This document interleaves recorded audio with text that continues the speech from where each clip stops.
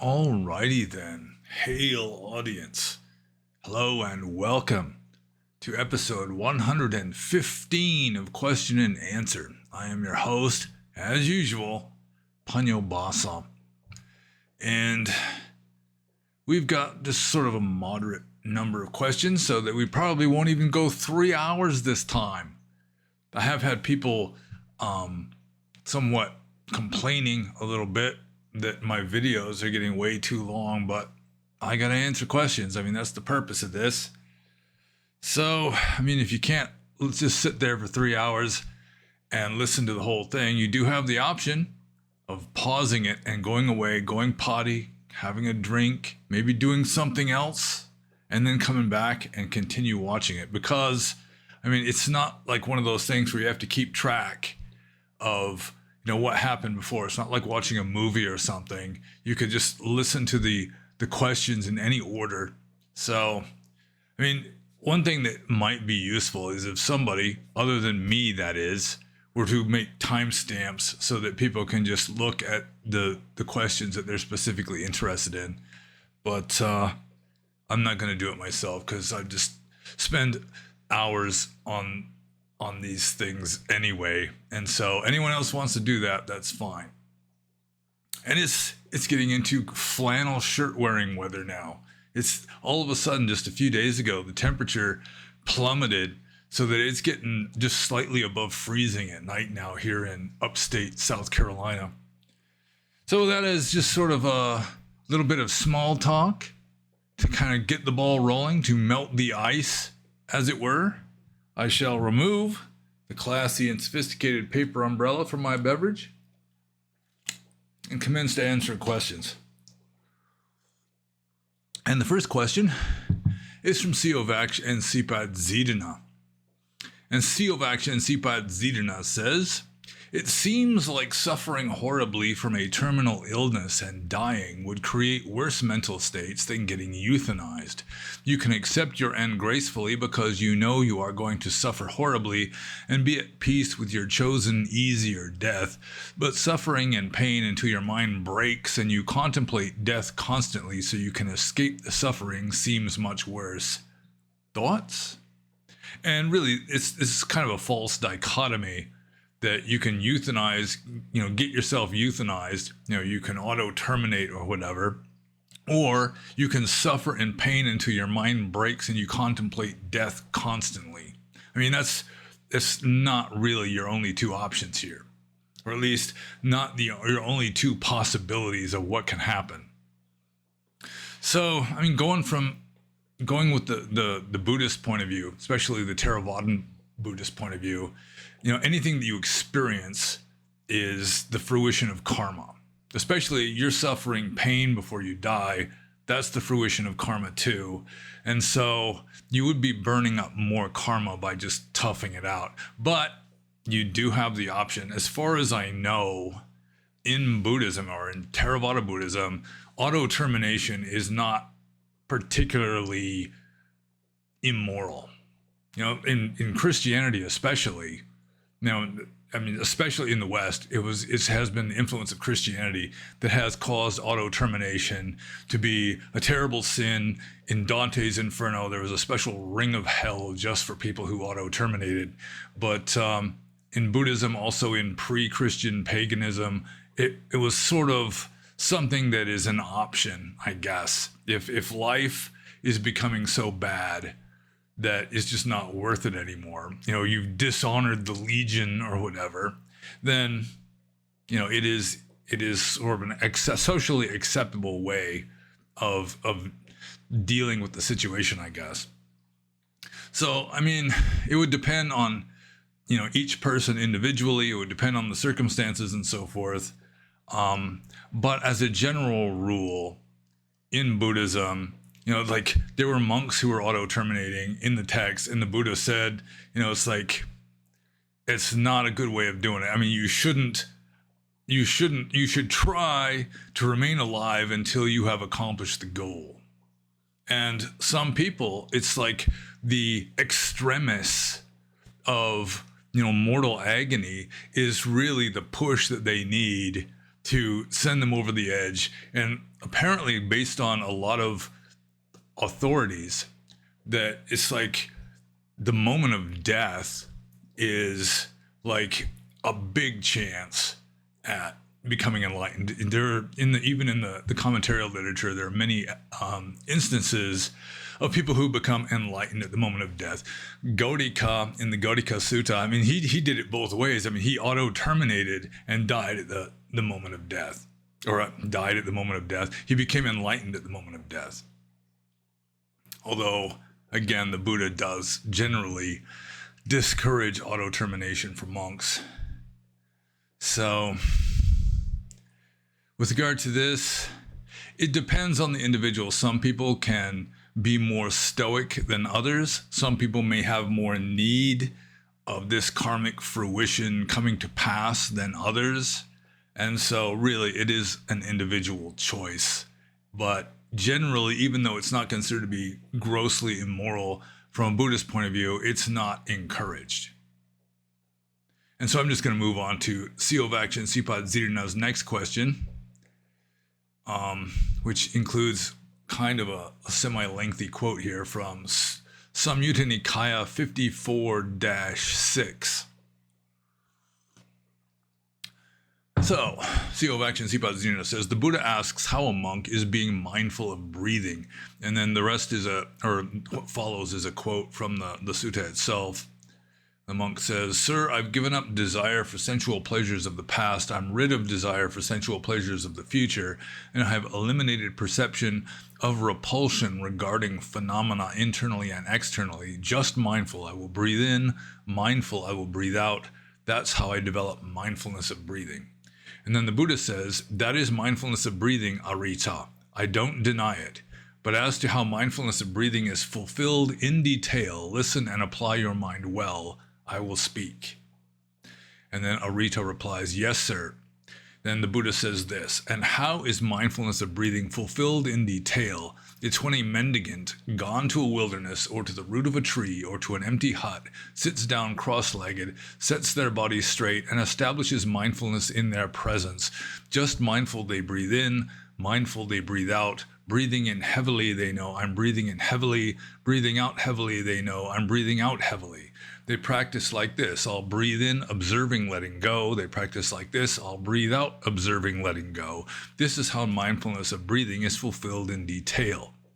And then Siovakchan Sipad Zirna says, what do you make of the Buddha seeming to say the 16 steps is the full way to practice, and the monk just being mindful of breathing in and out is not doing it completely despite overcoming sense desire? And this is pretty much another just sort of a reworded question that I think Siovakchan and Sipad Zirna asked previously with regard to the Anapana Sutta, which is just the sutta on mindfulness of breathing. And there's this long list. And I pointed out then, and I point out here again, that I do not think the Buddha would have taught how to do mindfulness of breathing with all this thinking, all this I am doing this, all this stuff about future tense, like I will breathe out, observing, letting go, for example.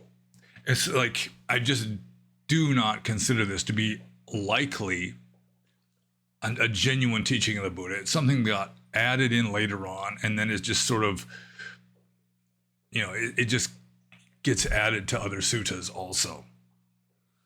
So, I mean, Arita, formerly a vulture trainer, I think, he was kind of a foolish monk at first, according to the texts.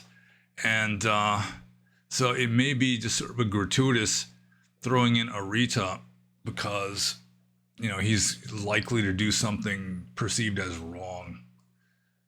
Even though here, I mean, it seems like his version of doing mindfulness of breathing would be superior to all the I am doing this, I am doing that, all this discriminating, discernment, thinking in the future, all this kind of stuff that you're supposed to be doing when you're doing mindfulness of breathing. I think just being in the present moment, just watching the breath go in and out is a better and deeper method, even though I'm disagreeing with this text.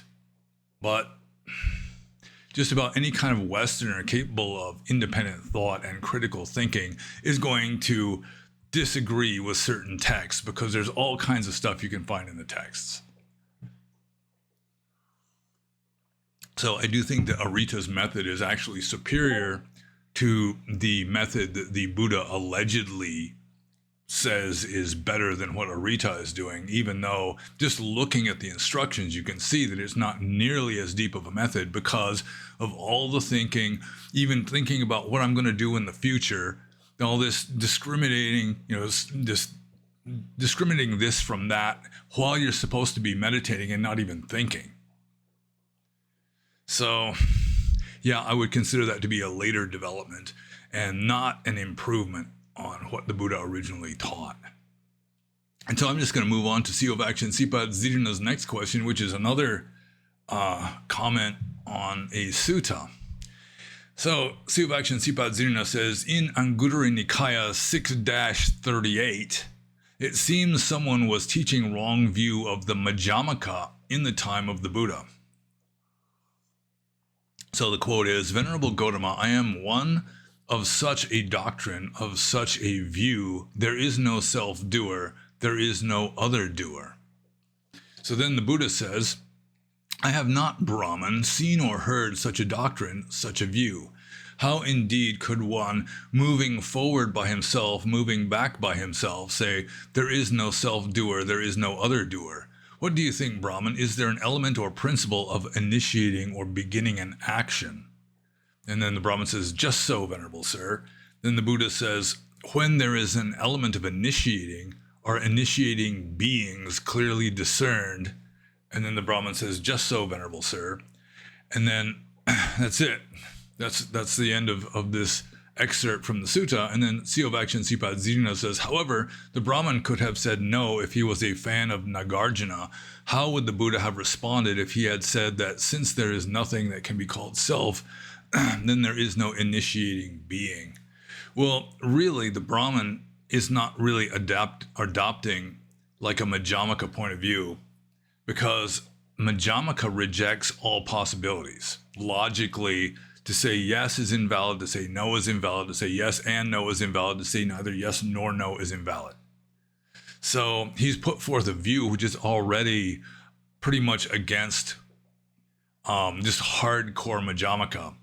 I adopt this view, and that is, Atthaka Wagga also, which is kind of proto-Madhyamaka. You're not supposed to adopt any view at all. So to say that there is a self, to say that there isn't a self, etc., both of those are views. And so really, according to the Atthaka Wagga also, you should not adopt self-view, you should not adopt no self-view, because you shouldn't adopt any view. But then the Buddha here seems to be arguing in favor of self-view, which seems to contradict orthodox Theravada. So, let's see, where is it? How indeed could one moving forward by himself, moving back by himself, say there is no self-doer, there is no other doer? That's shot down philosophically elsewhere in the text. So here you got the Buddha endorsing what elsewhere he shoots down. And an element of initiating.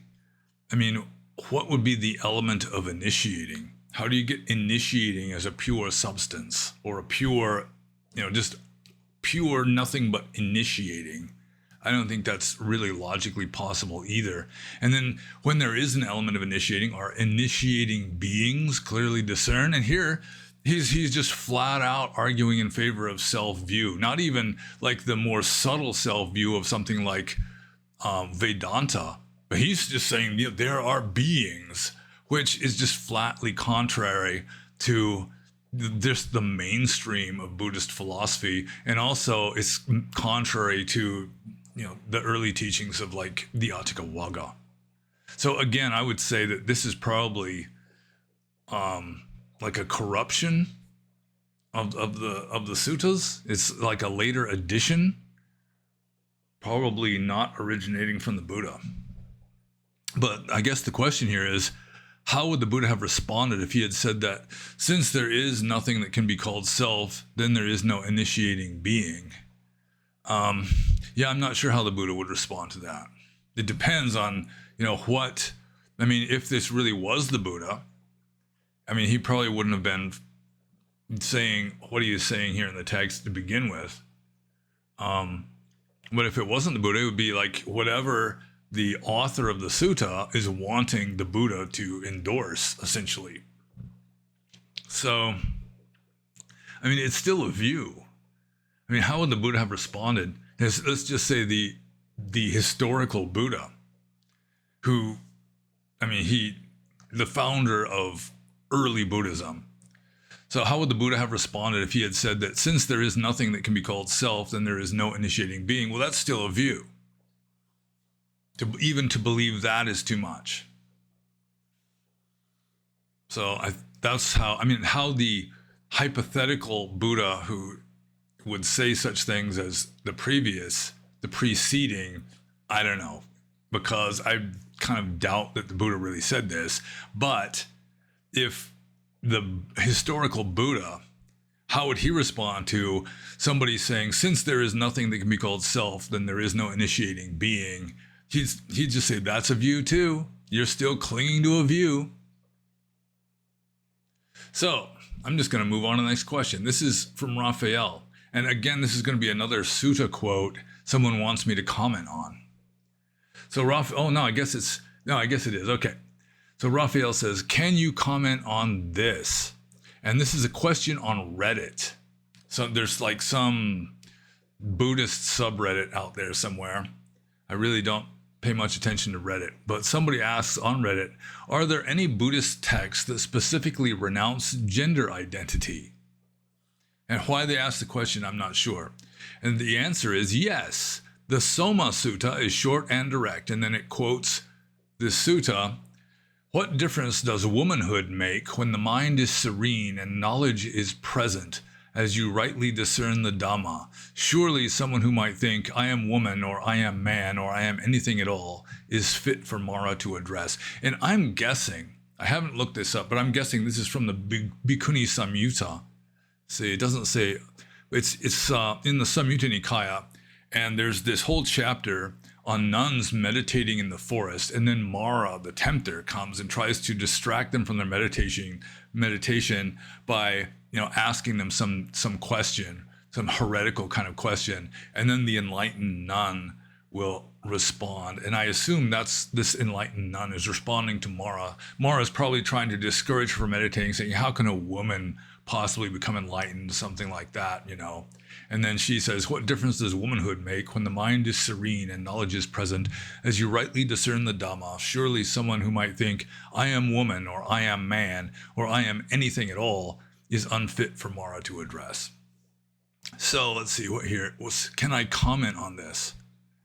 Well, I'm not sure why the person on Reddit is asking about texts that specifically renounce gender identity. I mean, they might have been sort of, trying to come up with something against identity politics in the early texts, or it may be that they're like non-binary or something, and they want something to support like this identity politics of someone who is like neuter. They identify as neuter or something.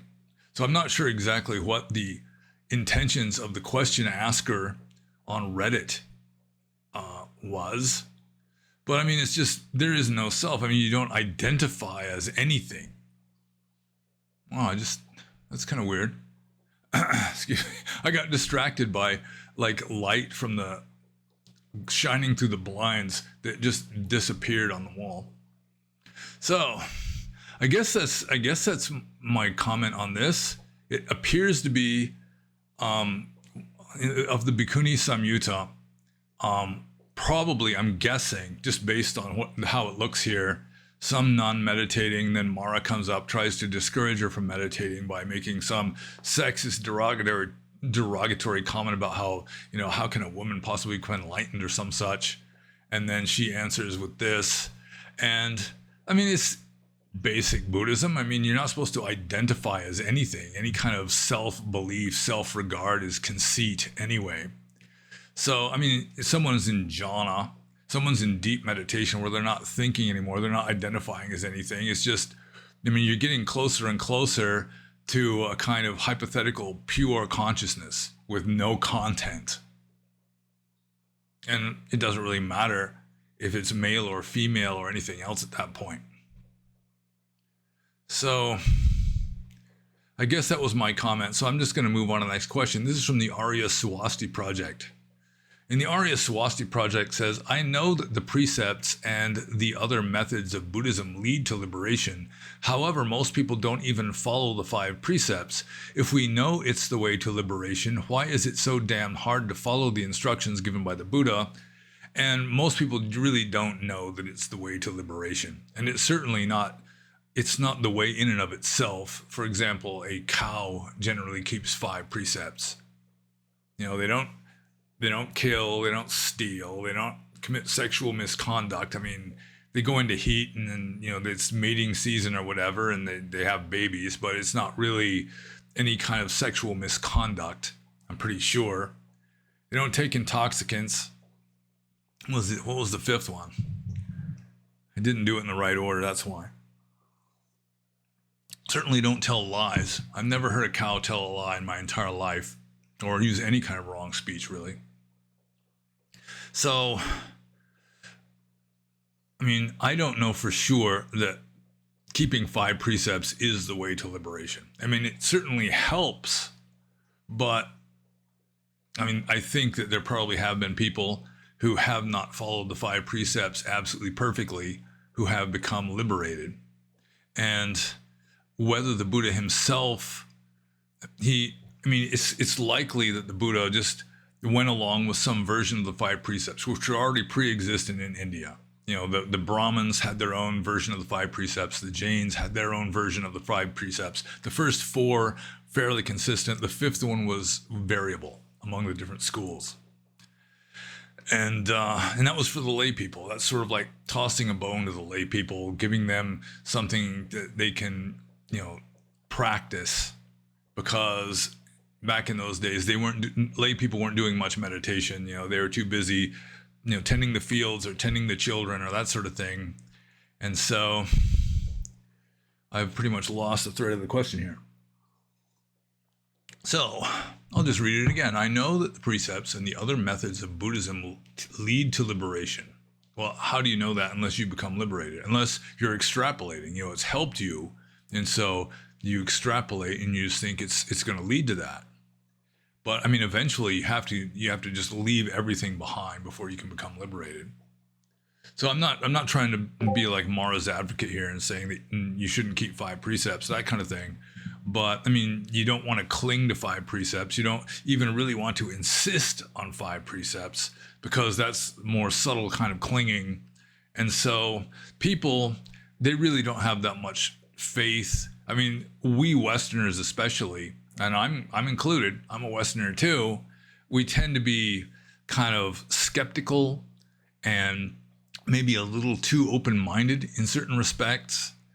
And so it's like, well, maybe, yeah, probably even, but you're not really 100% sure, the way a person is 100% sure that if they stick their hand into a fire, it's going to burn them.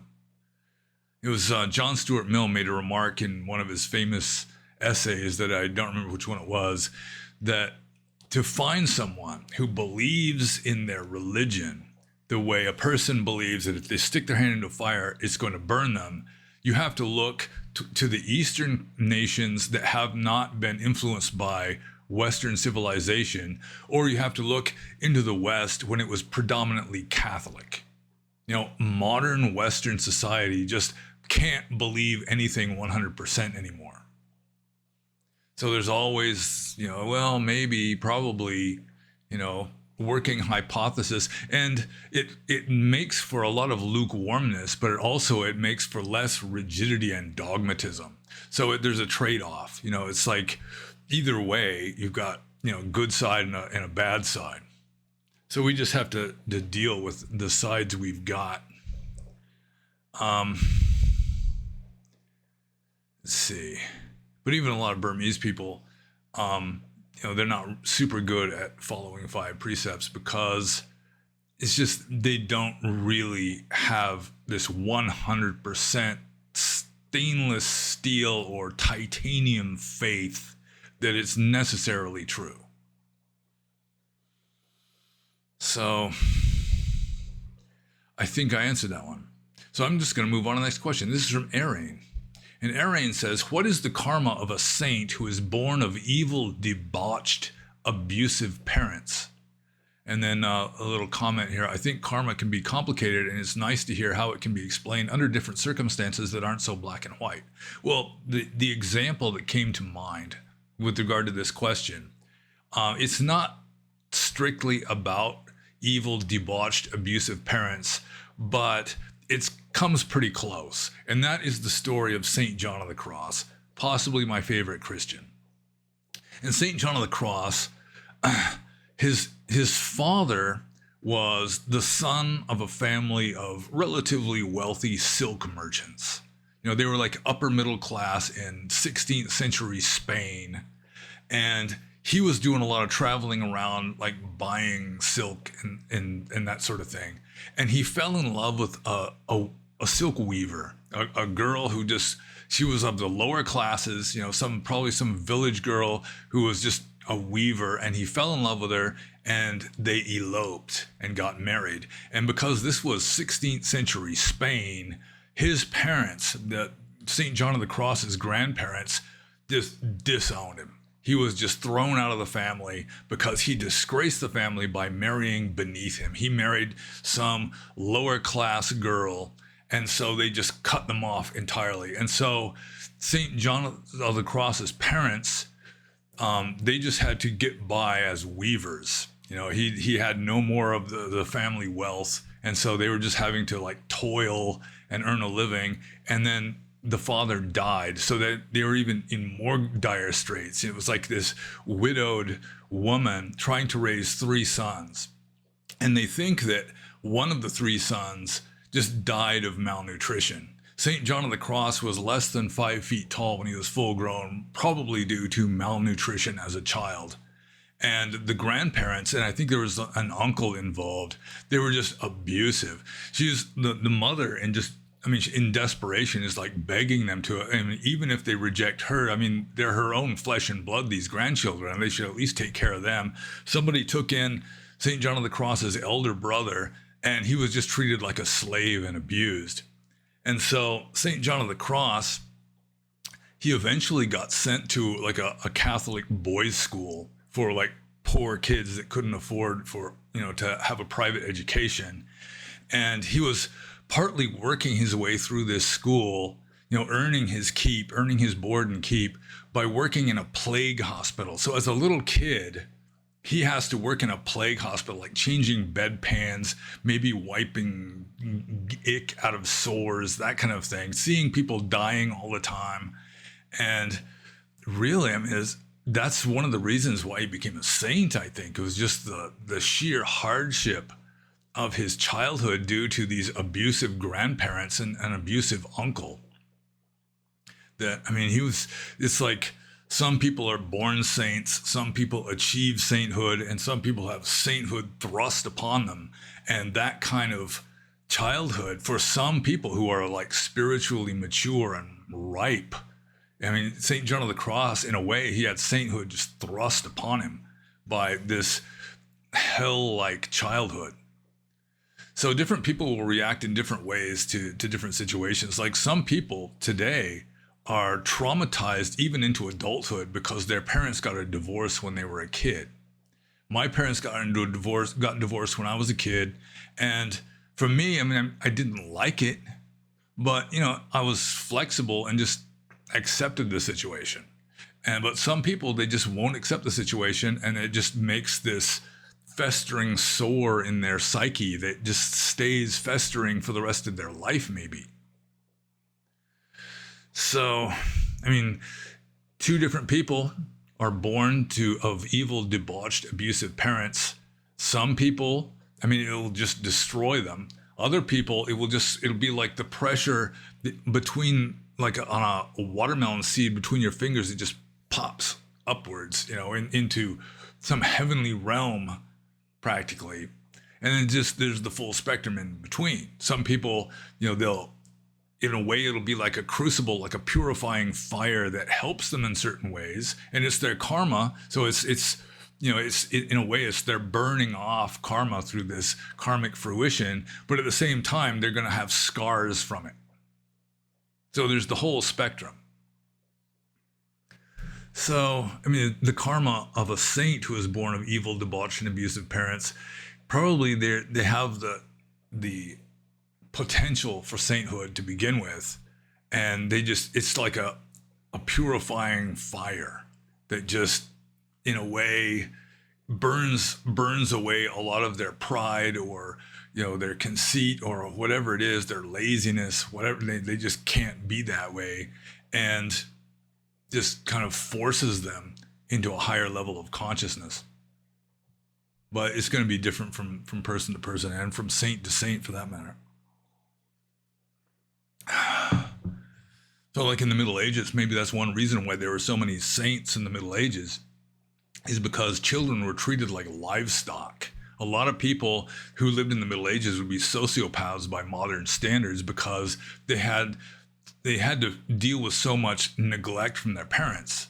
And I have read that the infant mortality rate, or just the mortality rate before the age of like 7, was so high, more than 50%, that parents could not really be emotionally invested in their children. They just treat them like livestock, because chances were the kids were going to die before they even reached 7 or 10 years old.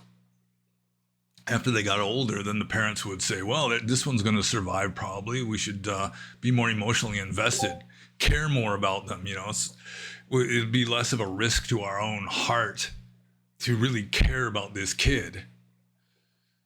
So it could be that a lot of medieval saints started off in life that way, with just kind of cold, like negligent sort of parents.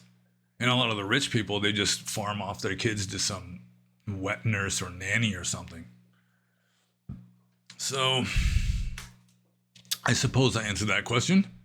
And so I'm going to move on to the next one. And this is from Dark Age Drenger. And Dark Age Drenger says, I've been going to a Burmese monastery, even learning the language, but something I realized is that the monks there are a little unscrupulous, at least when viewed through a strict orthodox lens. I've went with them to the local market and seen them perform transactions, which from what I understand of Vinaya is an offense. I've also seen them eat afternoon on quite a few occasions. Anyway, wondering your thoughts on this. Well, my sympathies to Dark Age Drenger for having to realize this, and I realized it fairly quickly after I became a monk, living among other monks. And the fact is that among Burmese monks, probably Sri Lankan monks, it's approximately 98% of the Sangha that are like unconscientious like this. They don't even try to follow the rules strictly. In Thailand, it might be even as low as 95%, but it's the overwhelming majority in Theravada Buddhist countries that the monks are going to be handling money, eating dinner if they feel like it, just doing whatever they please and not really caring about the rules. And this is sort of getting back to that 5 precept question that the Arya Swasti Project asked, because here you got monks that are ordained. I mean, they voluntarily chose to be monks. And like in Burma, 98% of them don't even try to follow the rules correctly. And part of that is that Asians tend to be more conformist than Westerners. And so if they are brought up in a corrupt tradition, they just go along with the corruption. Most of them do. So that's just the way it is. You have to search diligently to find really strict, conscientious Asian monks. With regard to Western monks, it might even be as high as 50% that try to follow the rules correctly. Even most of those fail. They're still talking about, they might not be handling money with their hands, but they're still telling people what to do with money, that kind of thing, endorsing checks, that kind of stuff, which is just breaking the exact same rules if they were handling it themselves. So, but with Westerners, you might have as many as 50% that are really conscientiously trying to be proper monks and follow Dhamma correctly, partly because we Westerners have to reject our own culture, sometimes go against the wishes of our parents, lose our friends in order to practice Dhamma. It's a bigger commitment, and we tend to be more serious about it. Although it's sort of like medieval Europe, where, most of the monks in medieval Europe were corrupt too. And the priests also.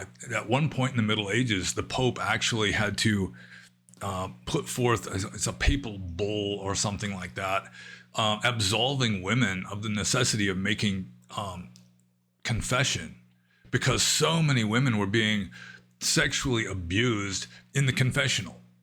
It was just becoming rampant, and monks were just like murdering each other in the Middle Ages. You read the beginning of Bertrand Russell's History of Western Philosophy. He gets into that pretty well. He was in a bad mood when he wrote that book, partly because World War II was going on.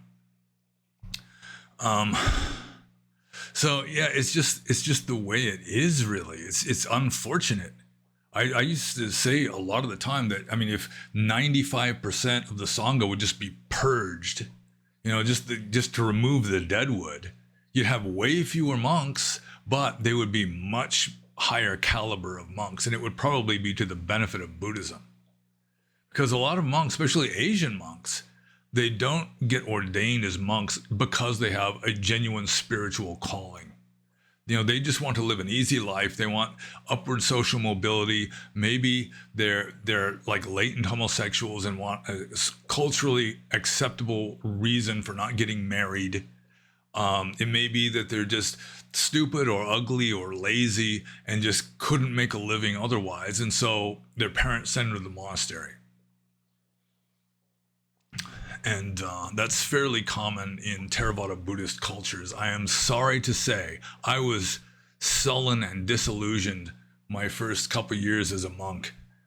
It was just really, I was so idealistic when I first became a monk, because like I've said before, I used to think that I was going to be joining the brotherhood of wise men diligently striving for enlightenment, and everyone would be wiser than me because they'd been striving longer than me. And it just didn't turn out that way at all. Most monks, Burmese monks that I've experienced, they just want to live an easy life. Some of them maybe want to get famous as a teacher, but most of them do not have a genuine vocation, a genuine spiritual calling. And those that do, it's kind of a low level one where they just want to do enough good that they get a better rebirth, that kind of thing. So my sympathy goes out to Dark Age Drenger, because I went through the same thing. So anyways, I'll just move on to Dark Age Drenger's second question. What are your thoughts on conspiracies? Do you think they're primarily another distraction from Mara and should be ignored? Conspiracies, I think maybe he's referring to conspiracy theories. There's obviously conspiracies, there's obviously conspiracy theories, and obviously some conspiracy theories are true. And also, some conspiracy theories are just mainstream. That's just what the propaganda is, and most of these, sort of sheeple will believe the conspiracy theories. Like, so many conspiracy theories were flung against Donald Trump just as a way of destroying him, which fortunately have largely failed. But like the whole Russia, like the P dossier, the Russia conspiracy hoax, that kind of thing, that was a mainstream conspiracy.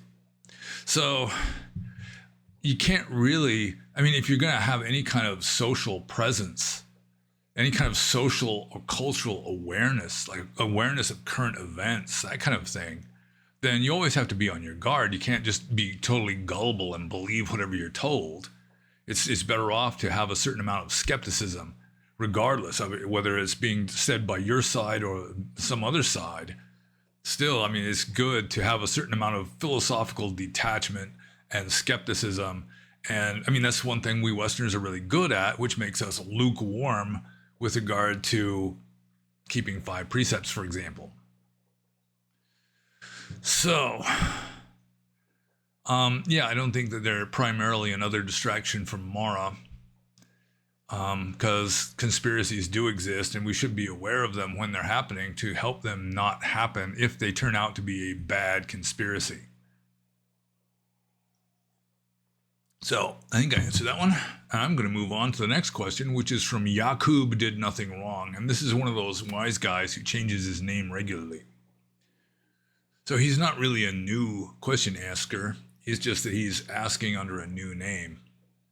And Yakub Did Nothing Wrong says, is it sacrilegious or otherwise akusala to have an altar for your Buddha figure and then also enshrine non-Buddhist personages such as Donald Trump or Yakub alongside the Blessed One? And for those of you who may notice that up there on top of the bookcase, what the hell? Somebody stuck a pumpkin up there. Just a second. Take the pumpkin off the altar. Put it over there. Okay. Where was I? Oh, yeah. So, let's see. Kind of got distracted now. As you notice on the altar, I've got a non-Buddhist personage up there, which is Neem Karoli Baba.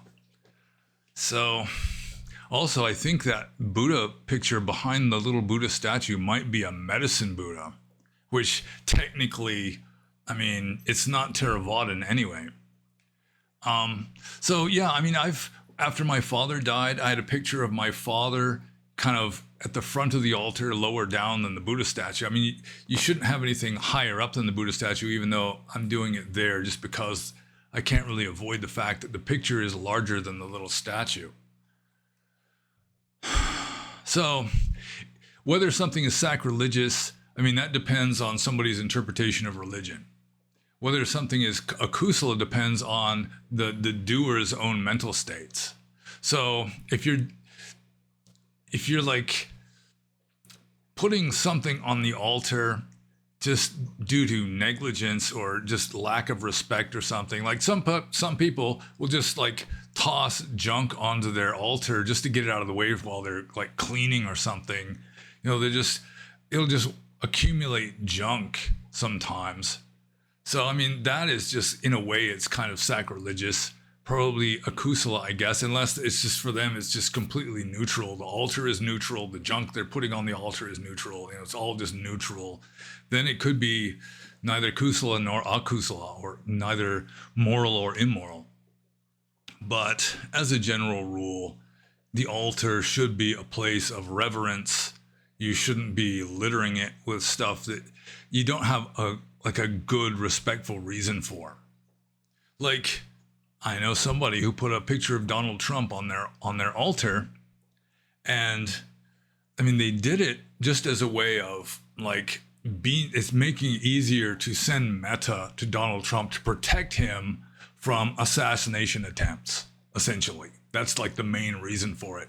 And I don't see anything necessarily wrong with that. I mean, there's nothing about Buddhist altars in the Pali text because Buddhist altars apparently hadn't been invented yet at the time that the Buddhist texts were composed. So it's really a matter of one's own volitions, one's own attitudes that determines whether something is moral or immoral, putting it on an altar if it's not particularly Buddhist. I mean, some people, I'm sure they've got like a picture of Jesus. In Burma, it was very common to have pictures of Sai Baba on Buddhist altars along with the Buddha, although the Buddha was like he was in the center, and then you have sort of like other images maybe around the Buddha, mostly Buddhist, but not necessarily. Like, I've saw quite a few little images of Sai Baba on Buddhist altars in Burma where the people are very devout. So with regard to sacrilegious, though, it just depends on the attitude of the person who's making the judgment. Some people are Puritans. They would say that, you know, even a Mahayana Buddhist image on a Buddhist altar would be sacrilegious because most Mahayana Buddha images aren't even Gautama Buddha. You know, it's like Amitabha or something, some mythological Buddha that, you know, for most Theravada Buddhists, this doesn't even really exist. It's some other Buddha, not, you know, the historical Gautama Buddha. It's not even one of the previous Buddhas. it's just some kind of made up cosmic mythological Buddha that Mahayana Buddhists have decided to go with, who may be an egregore at this point, where the belief of so many people is actually making some sort of valid existence for this being. I'm not sure. But yeah, I do think that mainly it depends on the attitude of the person who's doing it. The person who is perceiving the situation, or the person who is setting up the altar and putting things on the altar. And it's going to vary from person to person. So, and I've done it myself. I've got Neem Karoli Baba on my own altar. That's the closest thing I've got resembling an altar anyway. So I'm just going to move on to the next question. This is from Terzaskaziz. And Terzaskaziz says, do you have a one contra argument that our lives are not created by our minds? And it seems to me that the strongest argument against idealism would be the very fact that you can have somebody go into a room, they'll see what's there, and then they'll leave, and then somebody else can go into the room and they'll see essentially the same stuff, even though there was no direct communication between these two people. That it does appear that if we accept that idealism is a fact, that there really is no ultimate reality to physical matter, then it would seem that things, they cease to exist and then start existing again. You know, if somebody is not in this room, I mean, just assuming that the fish don't have enough consciousness to cause the books on my bookcase to exist, then they just don't exist. And if somebody walks in, all of a sudden they exist again. So it's like intermittent existence, sort of. But it's just a perception anyway. Esse est percipi. To exist is to be perceived, as George Berkeley used to say. So that's, I mean, you might say that it would be more in accordance with Occam's razor, that it's just, they just continue to exist even if nobody is perceiving them. Although how they would exist, it would just be an undifferentiated void. So, I mean, it's in a way, even now I'm trying to slip more Buddhist philosophy into this than is necessary, I guess. But it does seem that that would be the strongest argument. And there's ways around it. I mean, you can say, like maybe a Yogacara Buddhist might say, that that's just the way it is. It is true. It's just existence is intermittent for inanimate objects. Somebody has to be perceiving them, but there is so much, it's like our karma with other beings in this world have enough in common that we are creating essentially the same world. That if someone's world differs, you know, significantly from our own, they're going to be in a different world, not in our world. Or you could go with Berkeley's idea that it's always being perceived. The books on my bookcase are always being perceived, even when there's no conscious being in this room, because there's like a deity who's observing it. Like, according to Berkeley, you've got the central scrutinizer, which is God.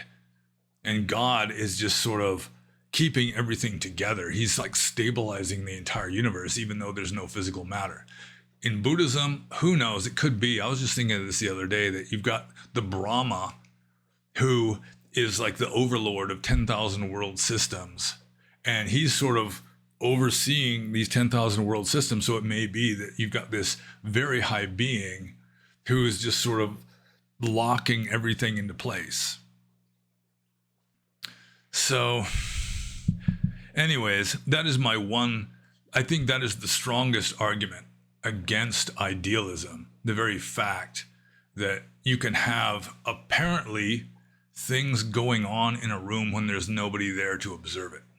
And then you can come in and see the after effects. You can, like, I don't know, closed circuit cameras, or, you know, just walking in and the clock has one time and you walk out, you walk in later, the clock has a different time. So presumably, it might seem like a better argument. I mean, obviously it does seem like a better argument to most people that the clock was just, the minute hand was just moving slowly the whole time nobody was in the room, rather than first the clock is, you know, the minute hand is here, somebody leaves the room, the clock disappears, and when it reappears again, it's, you know, it's pointing in a different direction with no continuity in between.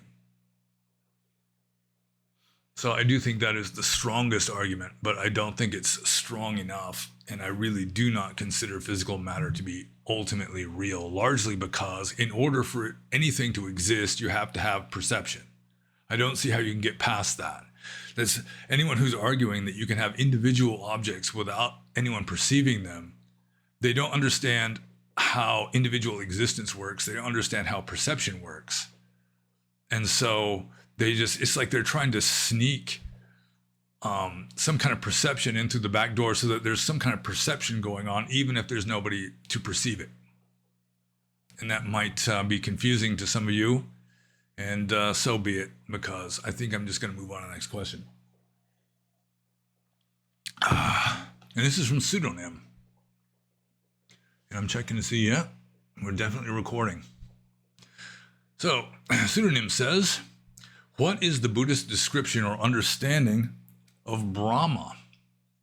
And there's different understandings or Buddhist descriptions of Brahma. I mean, Brahma, you've got a whole slew of Brahma realms in Buddhist cosmology.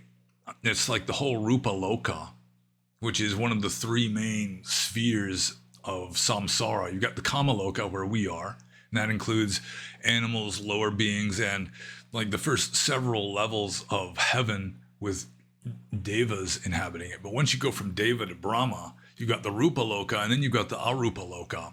So I guess the top two levels of the samsaric cosmos are inhabited by Brahmas.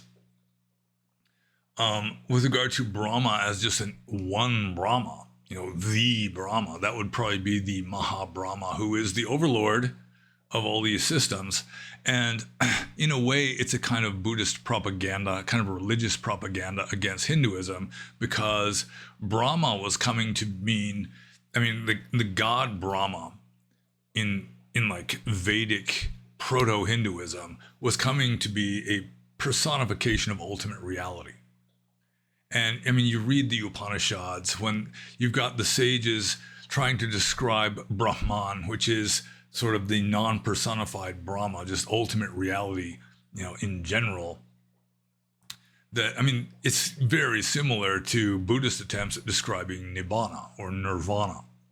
That probably these sages had similar experiences. They're trying to explain the same state, essentially, but within different contexts. One is like Vedic Hinduism, the other one is Buddhism, and so they go about it in different ways.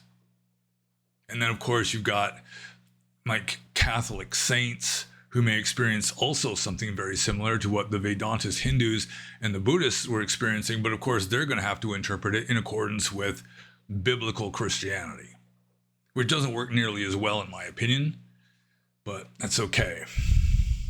So Brahma was becoming, in the Buddhist time, the personification of ultimate reality. So then the Buddhist polemicists say, nope, he's just at this relatively mediocre level of heaven. There's all these other heaven realms above Mahabrahma that are attainable, some of them only attainable by Buddhists. So the Buddhist description or understanding of Brahma, I would say, is less reliable than the description or understanding of Brahma by, say, the people who compose some of the chief Upanishads, who were using Brahma as just like ultimate reality, especially Nirguna Brahman, which is like ultimate reality, which has no discernible characteristics, which comes very close to a lot of Buddhist descriptions of the ultimate or the absolute.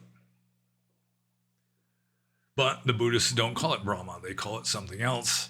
Mahayana Buddhists will have a whole slew of names for it. And then Brahma just becomes kind of a buffoon. Some of the suttas about Mahabrahma are just making a fool of Mahabrahma. It's just more religious propaganda. So what is the Buddhist description or understanding of Brahma? That would be like Mahabrahma, but Brahma itself can be an abstraction too, like Brahman in Hinduism. But I guess we'll get to that in the next question. So I guess I'll just move on to the next question, which is also from Pseudonym, And it is, how does this understanding of Brahma factor into loving kindness, compassion, joy, and equanimity, being labeled the Brahma Viharas? Well, I'm pretty sure, I haven't read it recently, there is a sutta where some Brahmin of the Brahmin caste goes to the Buddha, and he's talking about, the way to Brahma, which is, for a Hindu, is like the highest good. It's like the ultimate. And then the Buddha just kind of, what he did a lot of the time was like repurpose the terminology of other religious or spiritual systems. And so he'd say, well, the way of living with Brahma is cultivating these four mental states, which is loving kindness, as it's usually translated, compassion, sympathetic joy, and equanimity.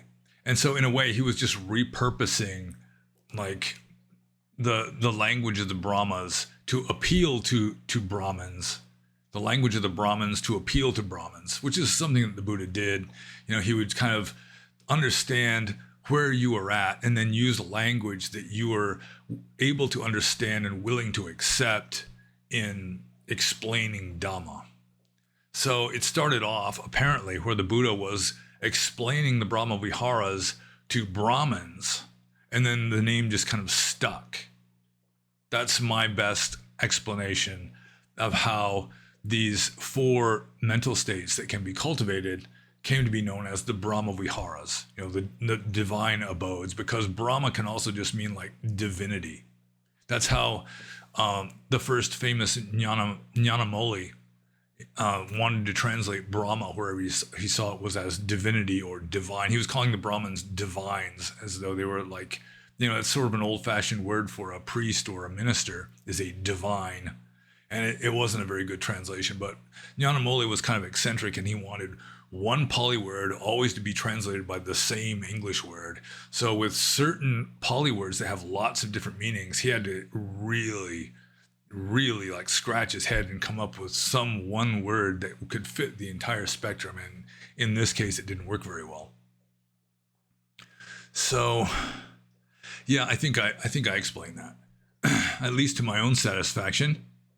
So I'm just going to move on to Pseudonym's next third question here. Please provide clarity on the relationship between right intention and the Brahma Viharas. And then he's got like a sub-question embedded in the main question, which is, are the Brahma Viharas collectively considered part of right intention, or only metta and karuna? Why or why not? And then he says, thank you for sharing the Dhamma. Well, you are welcome. So please provide clarity on the relationship between right intention. I assume he's referring to the second step of the Noble Eightfold Path, which would be Samma Sankappa. And Samma Sankappa isn't always translated as right intention. I mean, it's got a lot of different translations. Right attitude is one of my favorites. Right thought. Sometimes I can use even right mental action because it's followed by right physical action and right verbal action. So in a way, it's just sort of the standard triad of acts of mind, body, and speech. So right intention, Samma Sankappa, I assume that's what he's referring to here. And the Brahma Viharas, the relationship between right intention and the Brahma Viharas. Well, the Brahma Viharas are just an optional avenue of cultivating wholesome mental states. And so wholesome mental states presumably would be contained within Samma Sankappa. And it would include, all four Brahma Viharas. I don't see why it would only include metta and karuna and not mudita, even if you want to say that equanimity, is somehow above the other three because it's so detached, but still that is a mental state. And so all four Brahma Viharas would be included within Samma Sankappa, or right attitude, right mental action, right intention, however you want to render the term Samma Sankappa, which is the second step in the Noble Eightfold Path. So the relationship is that the Brahma Viharas are just included within Samma Sankappa, at least the aspect of the four Brahma Viharas that are in fact mental states or mental actions that I mean, cultivating the Brahma Viharas would include, all the other 7 steps of the Eightfold Path. Right effort, for example, or right concentration, that kind of thing. So I think I answered that.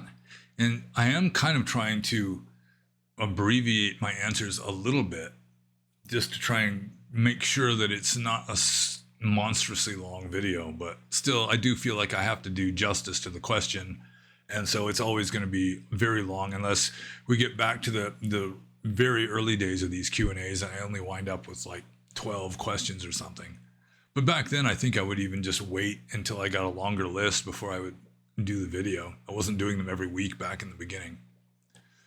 So we're going to move on to the next question, which is from Joe Doe.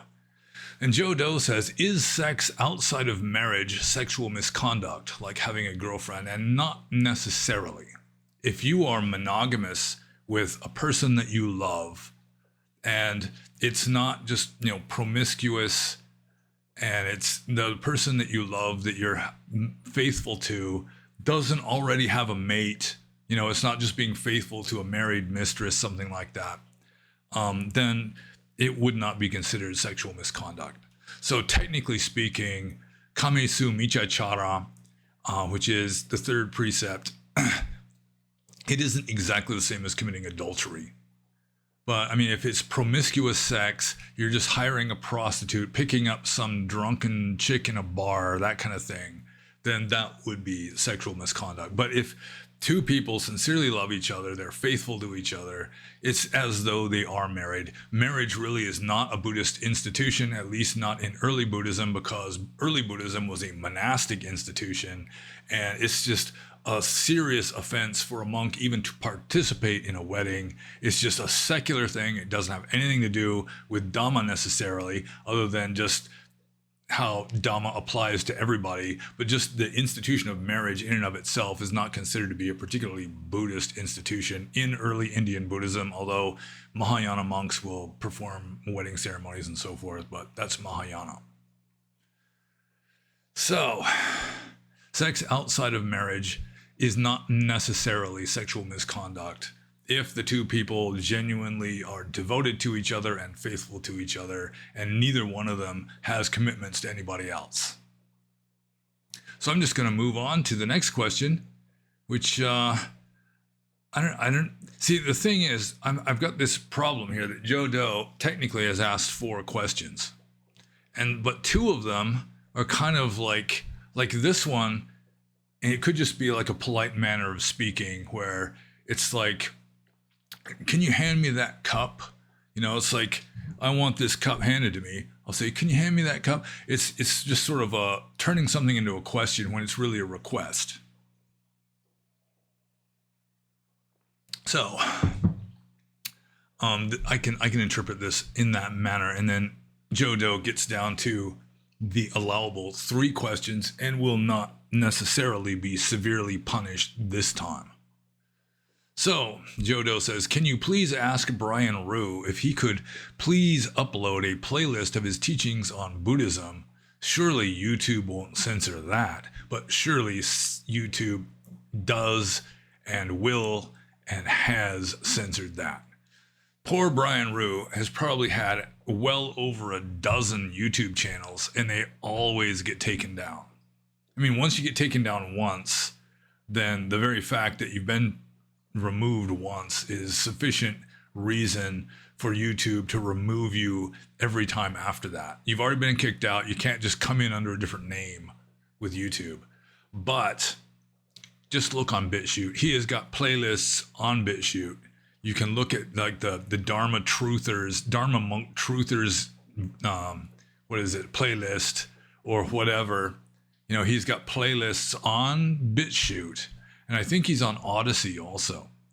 You're going to have to leave YouTube, leave the YouTube plantation, which I'm tempted to do at this point simply because I'll get ad blocks are not allowed even if I click on my own videos. It's like YouTube doesn't want me to see even my own videos, even though I don't monetize any of it, just because I've got an ad blocker on my computer. And if that's the way they're going to be, then to hell with YouTube. I'll just move on to Rumble or something. Although my second largest audience is on BitChute, because I've been on BitChute much longer than I've been on Rumble.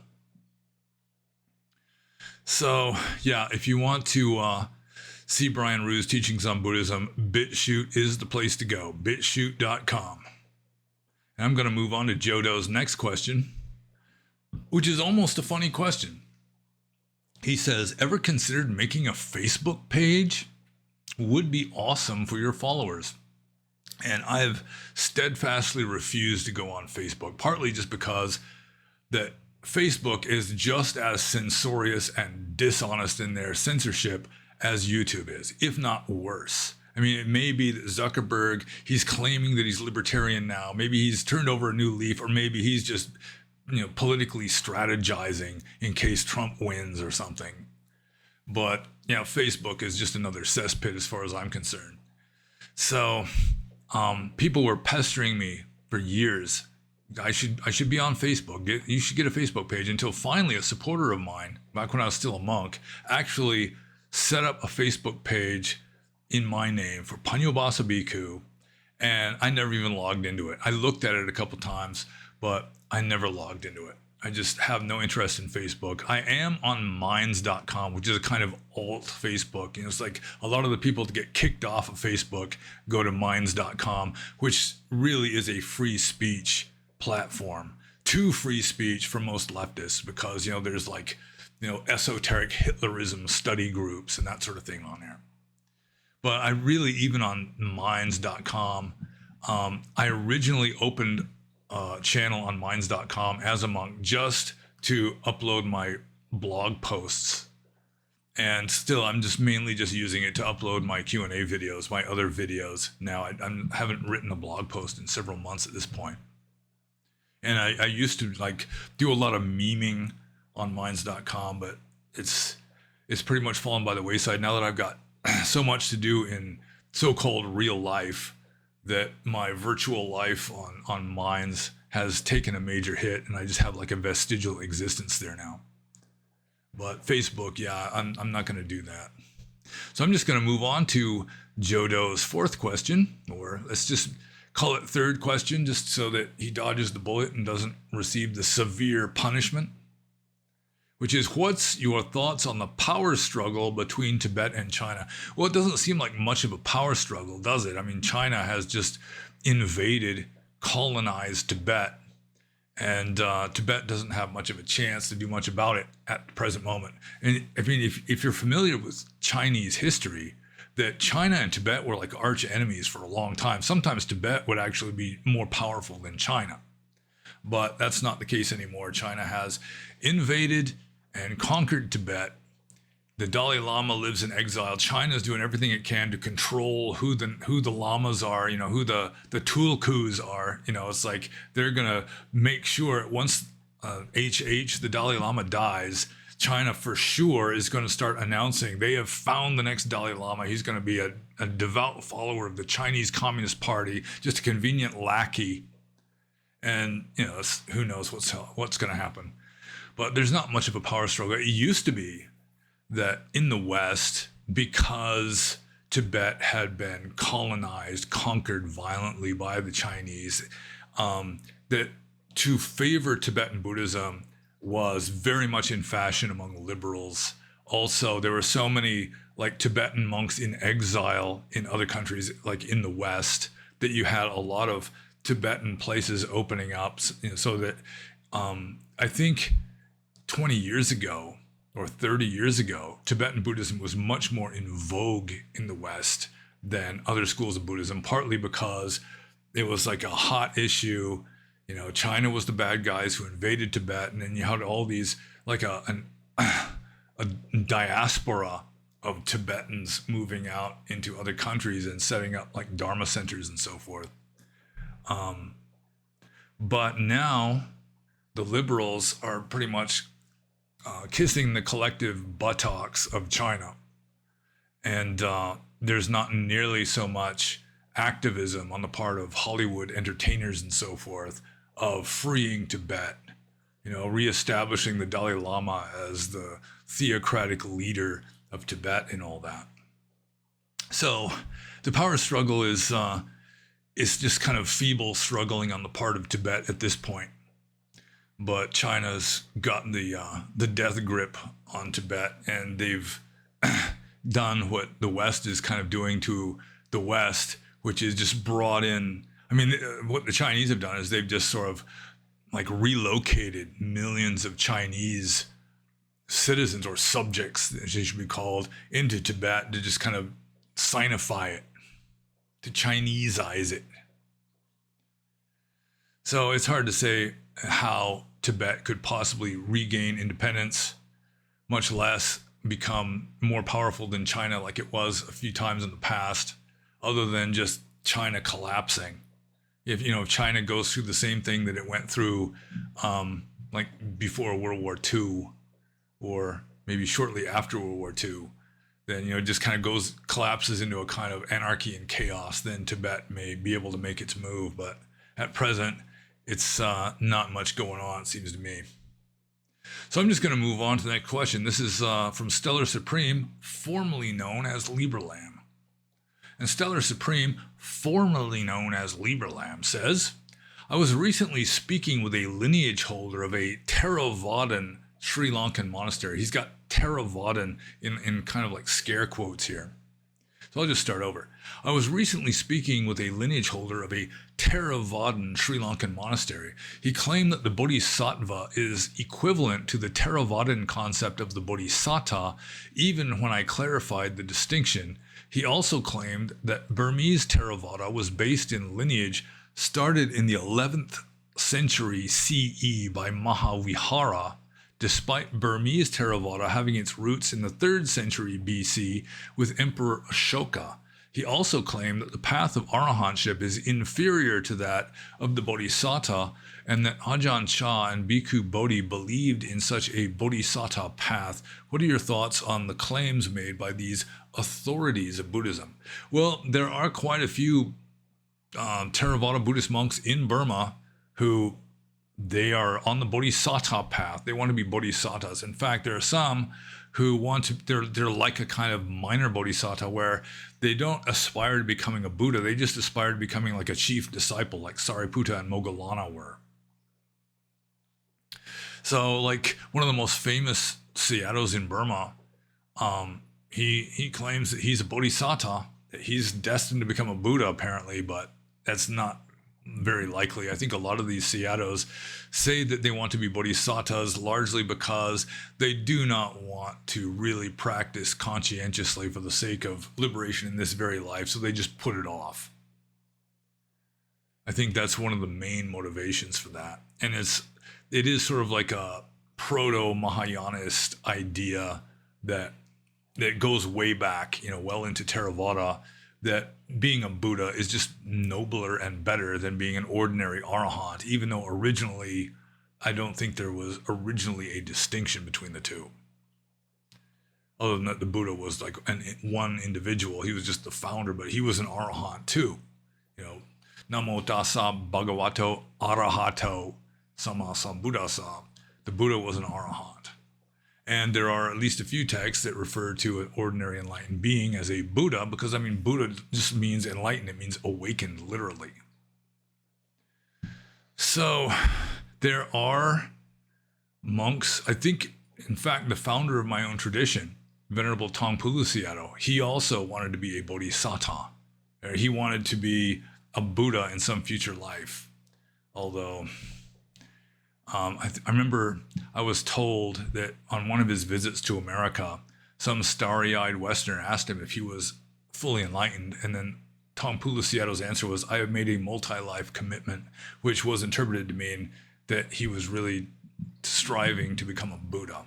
So it does exist in Theravada where you can strive to become a Buddha, although they're not postponing enlightenment indefinitely until all other beings are saved.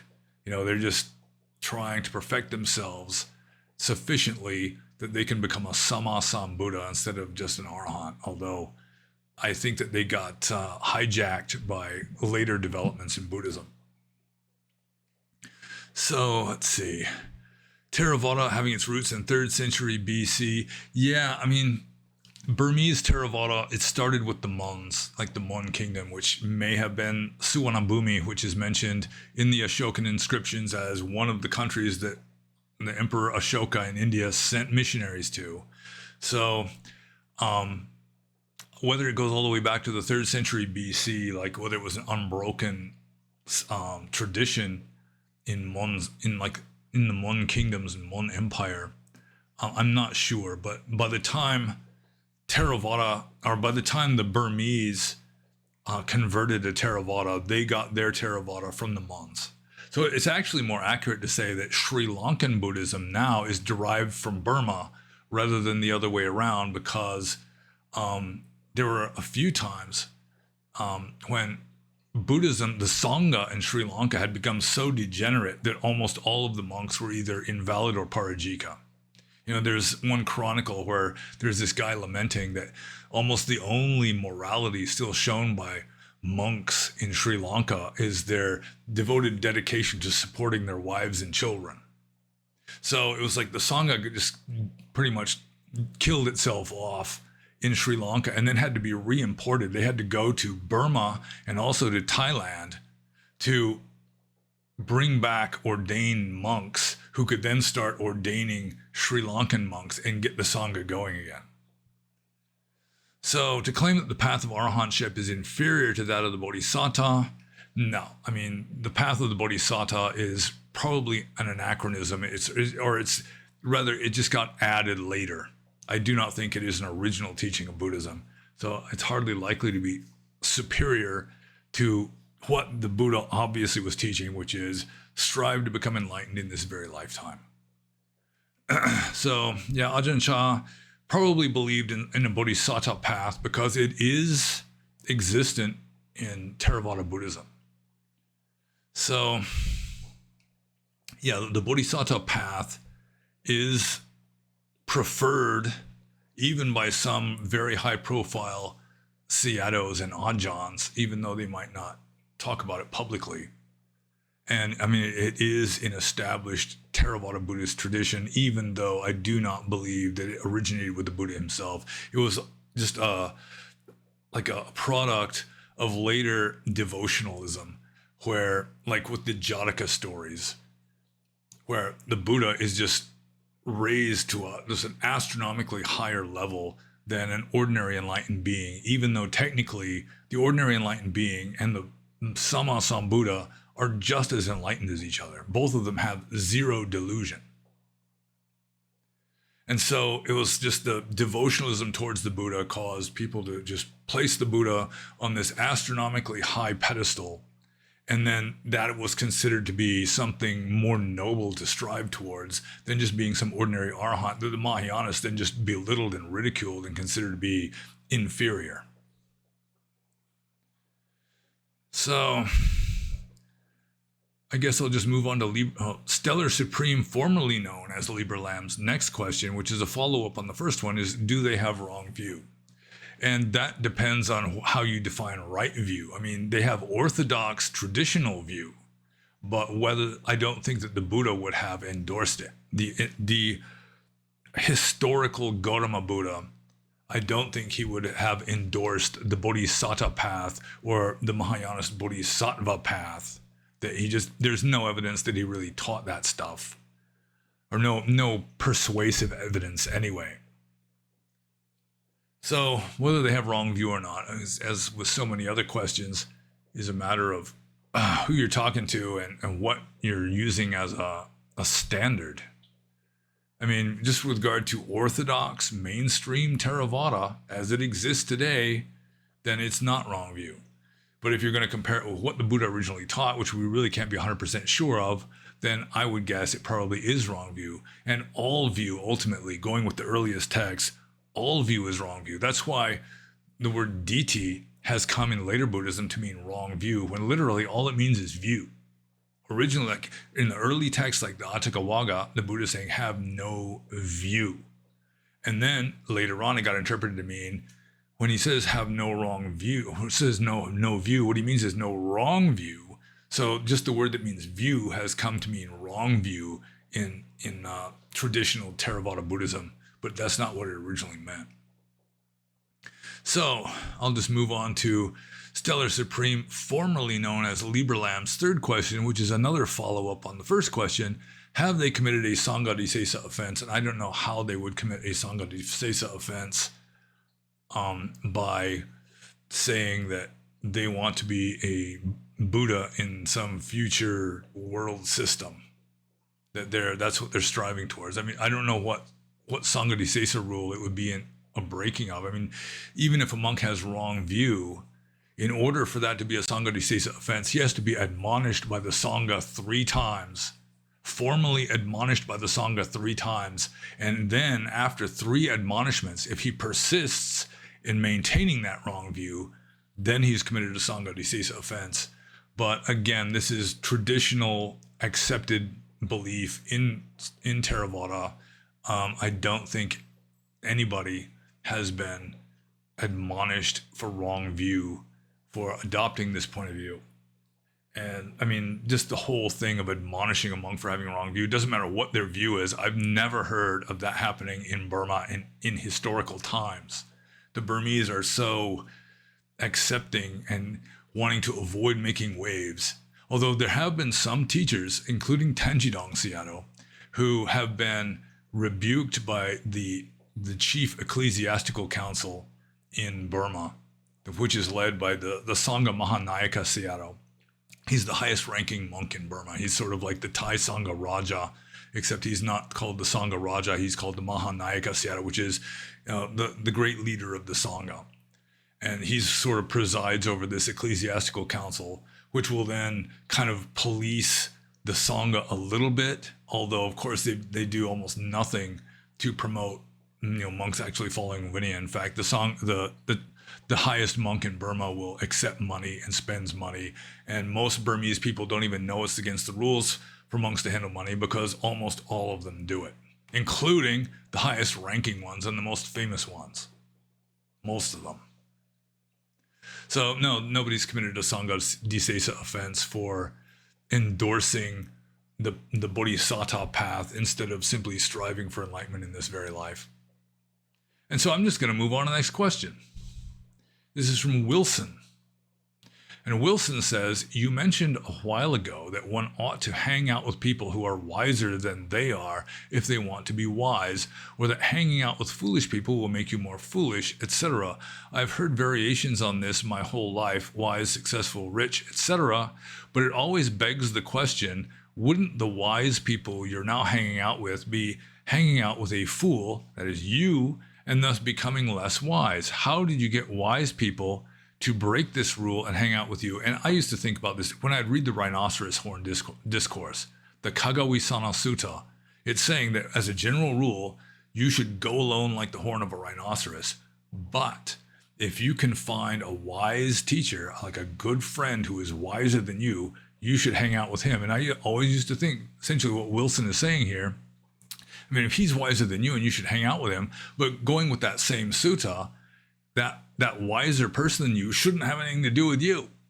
But I assume that there are some people who are wise enough that they're stable. They're not going to be dragged down, at least not very far, by helping a sincere disciple who is sincerely seeking wisdom and not just being like a foolish, drunkard who cheats at cards.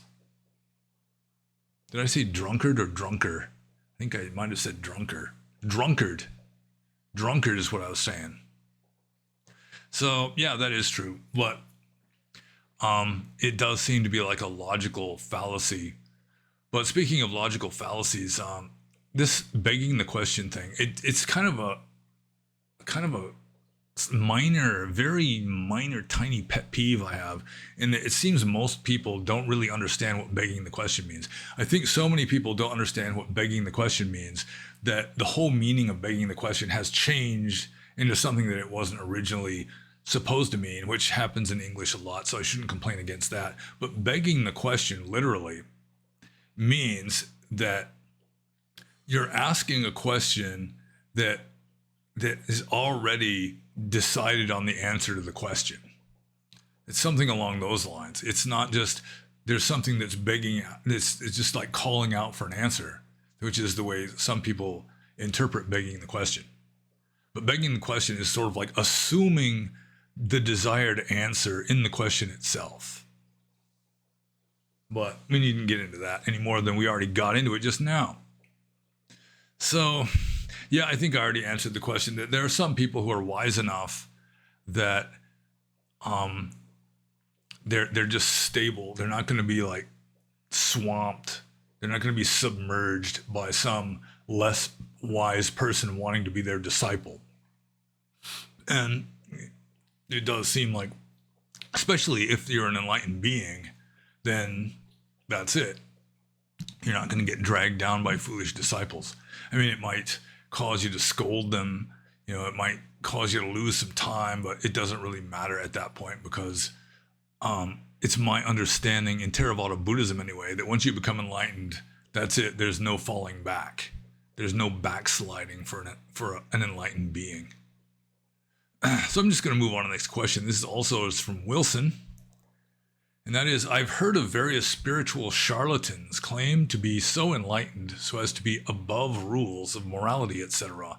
The Hindu answer to this is that being above morality means you already effortlessly exemplify it, not that you are exempt from it. Does this guideline hold in Buddhism? Well, I mean, the Hindu answer in theory would apply to Buddhism, that being above morality means you effortlessly exemplify it, because in Theravada Buddhism, you can't become enlightened without being a perfected saint. In Theravada Buddhism, and I am skeptical of this, but the official position of Theravada Buddhism is you have to have purity of morals before you can have purity of mind. And you have to have purity of mind before you can become enlightened, like purity of wisdom. So you have to be, in Theravada Buddhism, a perfectly moral saint before you can become enlightened. And I do not think that that is necessarily the case.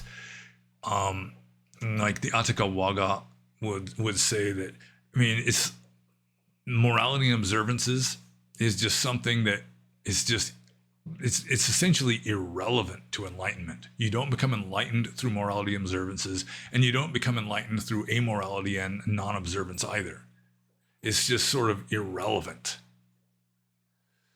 But you could say, and I think some Hindus say this, Ram Dass said this with regard to Neem Karoli Baba, who's back there on top of the bookcase, that, I mean, once you become enlightened, then you throw away the raft. It's like you use this raft of Dharma, which is made up out of sticks and leaves and vines. It's just junk. Once you cross the flood in this raft, you don't need the raft anymore. And so this adherence to morality could be called part of this raft that once you become enlightened, you toss it aside. That is not Orthodox Theravada, but like somebody like Ram Dass, when he's trying to explain Neem Karoli Baba, who was just phenomenally advanced, he was a spiritual superman, but especially he would like tell lies. He would say stuff that wasn't true, and he knew it wasn't true. Or like someone would invite him to their house. He'd say, sure, yeah, I'll be there. And then he just wouldn't show. He had no intention of showing. So that was Ram Dass's explanation of how Neem Karoli Baba could be so spiritually advanced. Like when he would meet you, he would know and understand you better than you know and understand you. So that was Ram Dass's explanation. It's like, you may need it when you're developing, but once you've got there, you don't need it anymore. Although just if you're behaving spontaneously, like there's nobody there, you're just a mirror reflecting other people's karma back at them. Then if they've got some kind of crooked karma, you might be reflecting like some kind of crookedness back at them. So I've kind of lost the thread of this question here, so I'm just going to ask it again. Also from Wilson, I have heard of various spiritual charlatans claim to be so enlightened so as to be above rules of morality, etc. The Hindu answer to this is that being above morality means you already effortlessly exemplify it, not that you are exempt from it.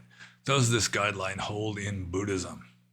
Well, all of a sudden I'm reminded of one of the first koans in the Mumon Kan, which is some old Zen master was asked, is the enlightened being free of karma? Or like, is he no longer exempt or no longer constrained by the law of karma? And he said, yeah, he's no longer constrained.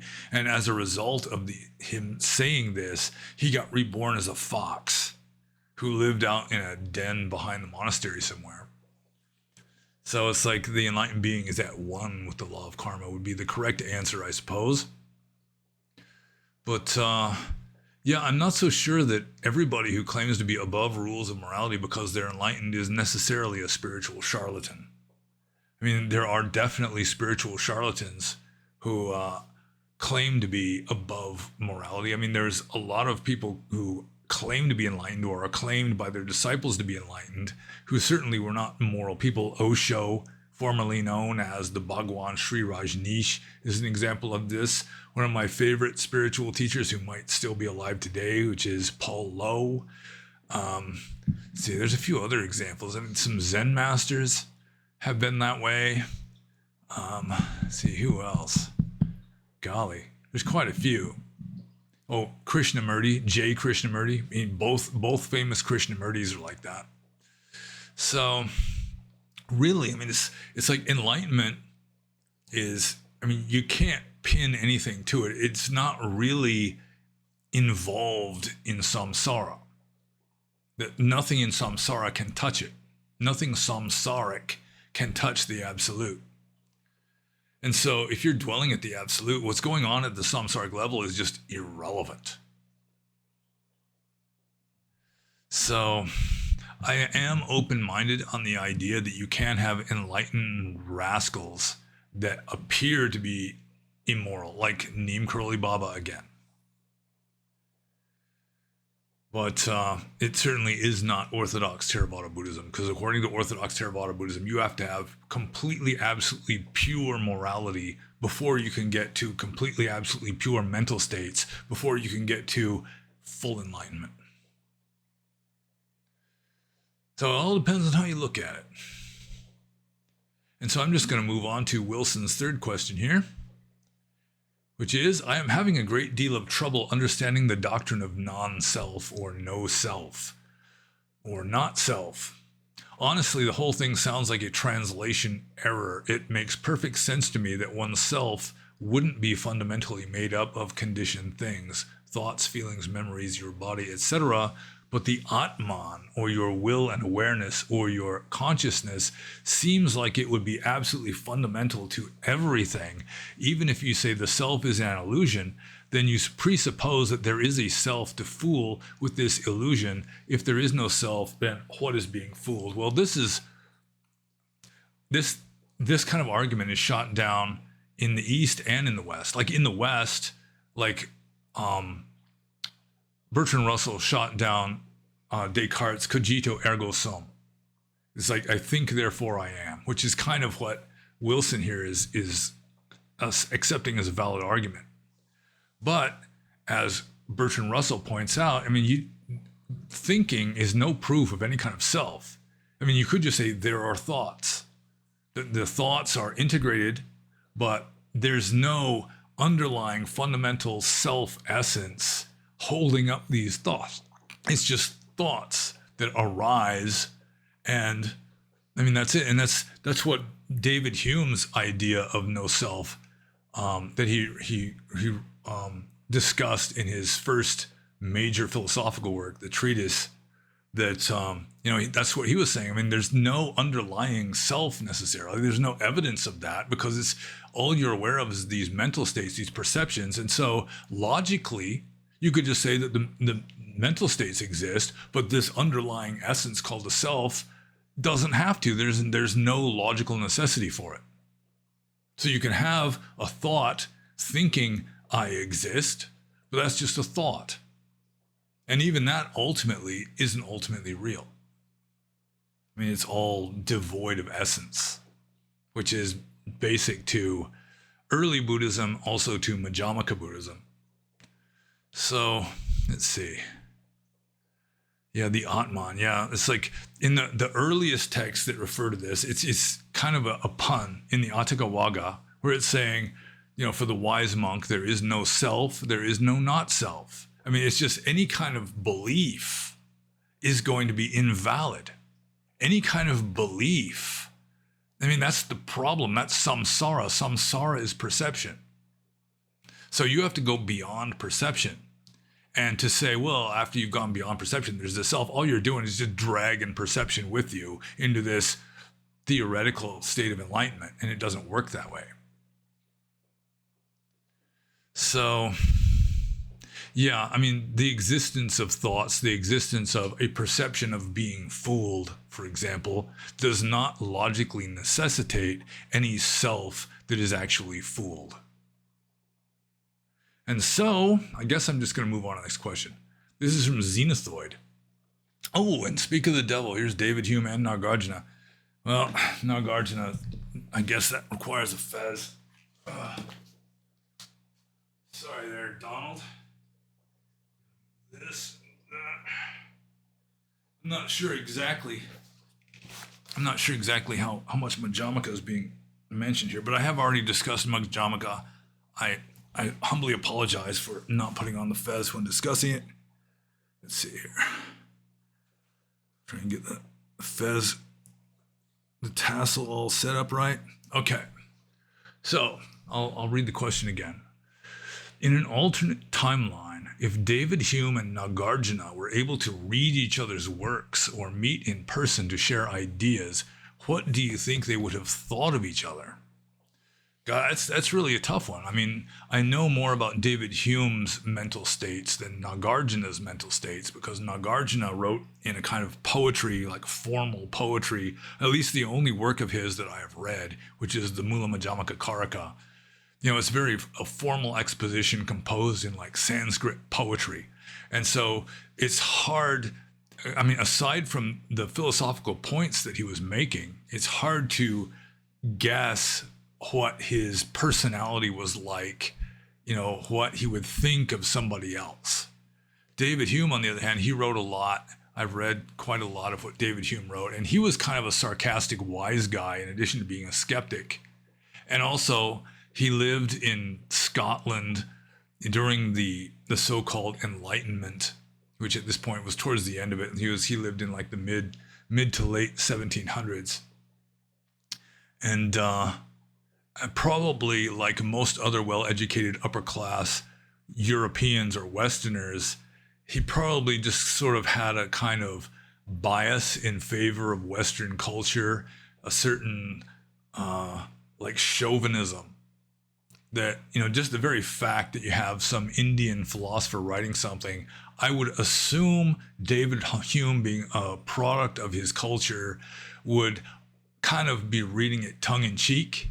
He might have to admit, well, there's some impressive statements here, but still, I kind of doubt that. I mean, David Hume didn't have much use for religion anyway, so I assume he might even have less use for like Indian religion than for Western religion, although it may be he might be willing to use Eastern religion as a kind of weapon against Christianity, which, I mean, if you read some of his stuff, there's like these veiled attacks on Christianity all the time in the writings of David Hume. Usually veiled because, I mean, he lived in a Christian culture and he would be committing social suicide if he just came out and just blatantly attacked all Christianity. But he could attack Roman Catholicism, for example, because there were very few high, you know, elite Roman Catholics in Edinburgh, Scotland in those days. So, yeah, if David Hume and Nagarjuna were able to read each other's works or meet in person to share ideas, what do you think they would have thought of each other? I think Nagarjuna might have had a little bit of sympathy for David Hume, because David Hume was a skeptic, but he never got beyond skepticism. Nagarjuna, on the other hand, used skepticism as a way of like demolishing samsara in order to get to what lies beyond samsara, but he can't even talk about what lies beyond samsara because you have to use samsaric language to discuss anything. And so by trying to discuss what lies beyond samsara, all you've done is just create more samsara. And so some people will misinterpret like Majjhimaka or Nagarjuna as just being skeptics. They might interpret the Buddha himself as just being a skeptic, just I don't know. But the fact is that there's a deeper level than that, which is mysticism. And I don't think David Hume had much use for mysticism. I think he just had no use for it. The Christianity that he had to accept at a surface level was Protestantism, which pretty much eliminated all renunciation, all monasticism, which pretty much eliminated all mysticism from Christianity. There's not a whole lot of mysticism in Protestant Christianity. It's probably in there. I assume it's in there. So I think Nagarjuna might have had a little bit of sympathy for David Hume. Like, he was a clever barbarian who was getting close to the right track. He had grasped the basics of like Majjhimaka to the extent of just doubting everything, but he couldn't take the next step, which would be mysticism or just mental cultivation. David Hume didn't meditate, anything like that. He would have little appreciation for jhana. It might be that he would scoff at explanations of jhana. It just reminds me of Edward Gibbon, who wrote The Decline and Fall of the Roman Empire. And I think Gibbon and Hume knew each other. They were both members of this intellectual movement called, ironically, the Enlightenment. And Gibbon he just despised mysticism. It despised the whole idea of meditation. It's just these loony hermits who are lightheaded from starvation and fanaticism and constant prayer. They're having these hallucinations that they think are more real than the world.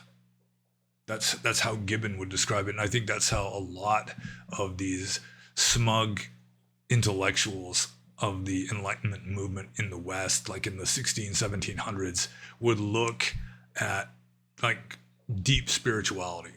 They would not see it deeply at all. And as intellectuals, even nowadays, like scientists, Stephen Hawking being a good example, they had almost no appreciation at all for anything beyond the intellect.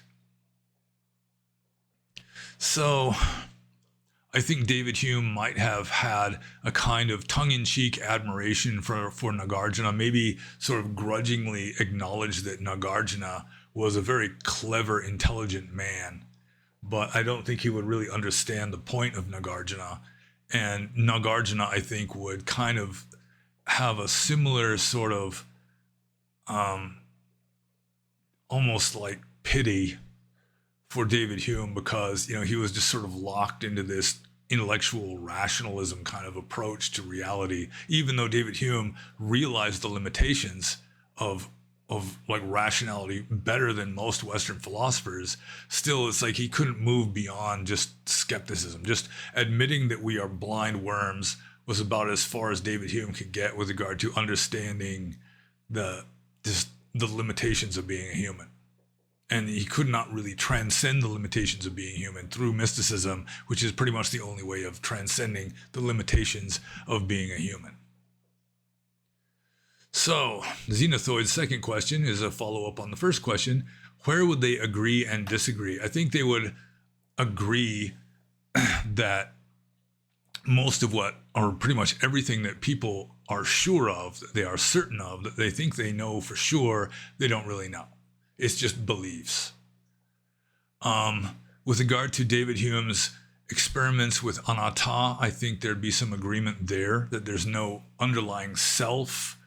Just because there are thoughts that believe in a self, that doesn't logically necessitate an actual self underlying those perceptions, those thoughts. To what degree Nagarjuna would agree with some of David Hume's other ideas, like cause and effect is not necessarily real.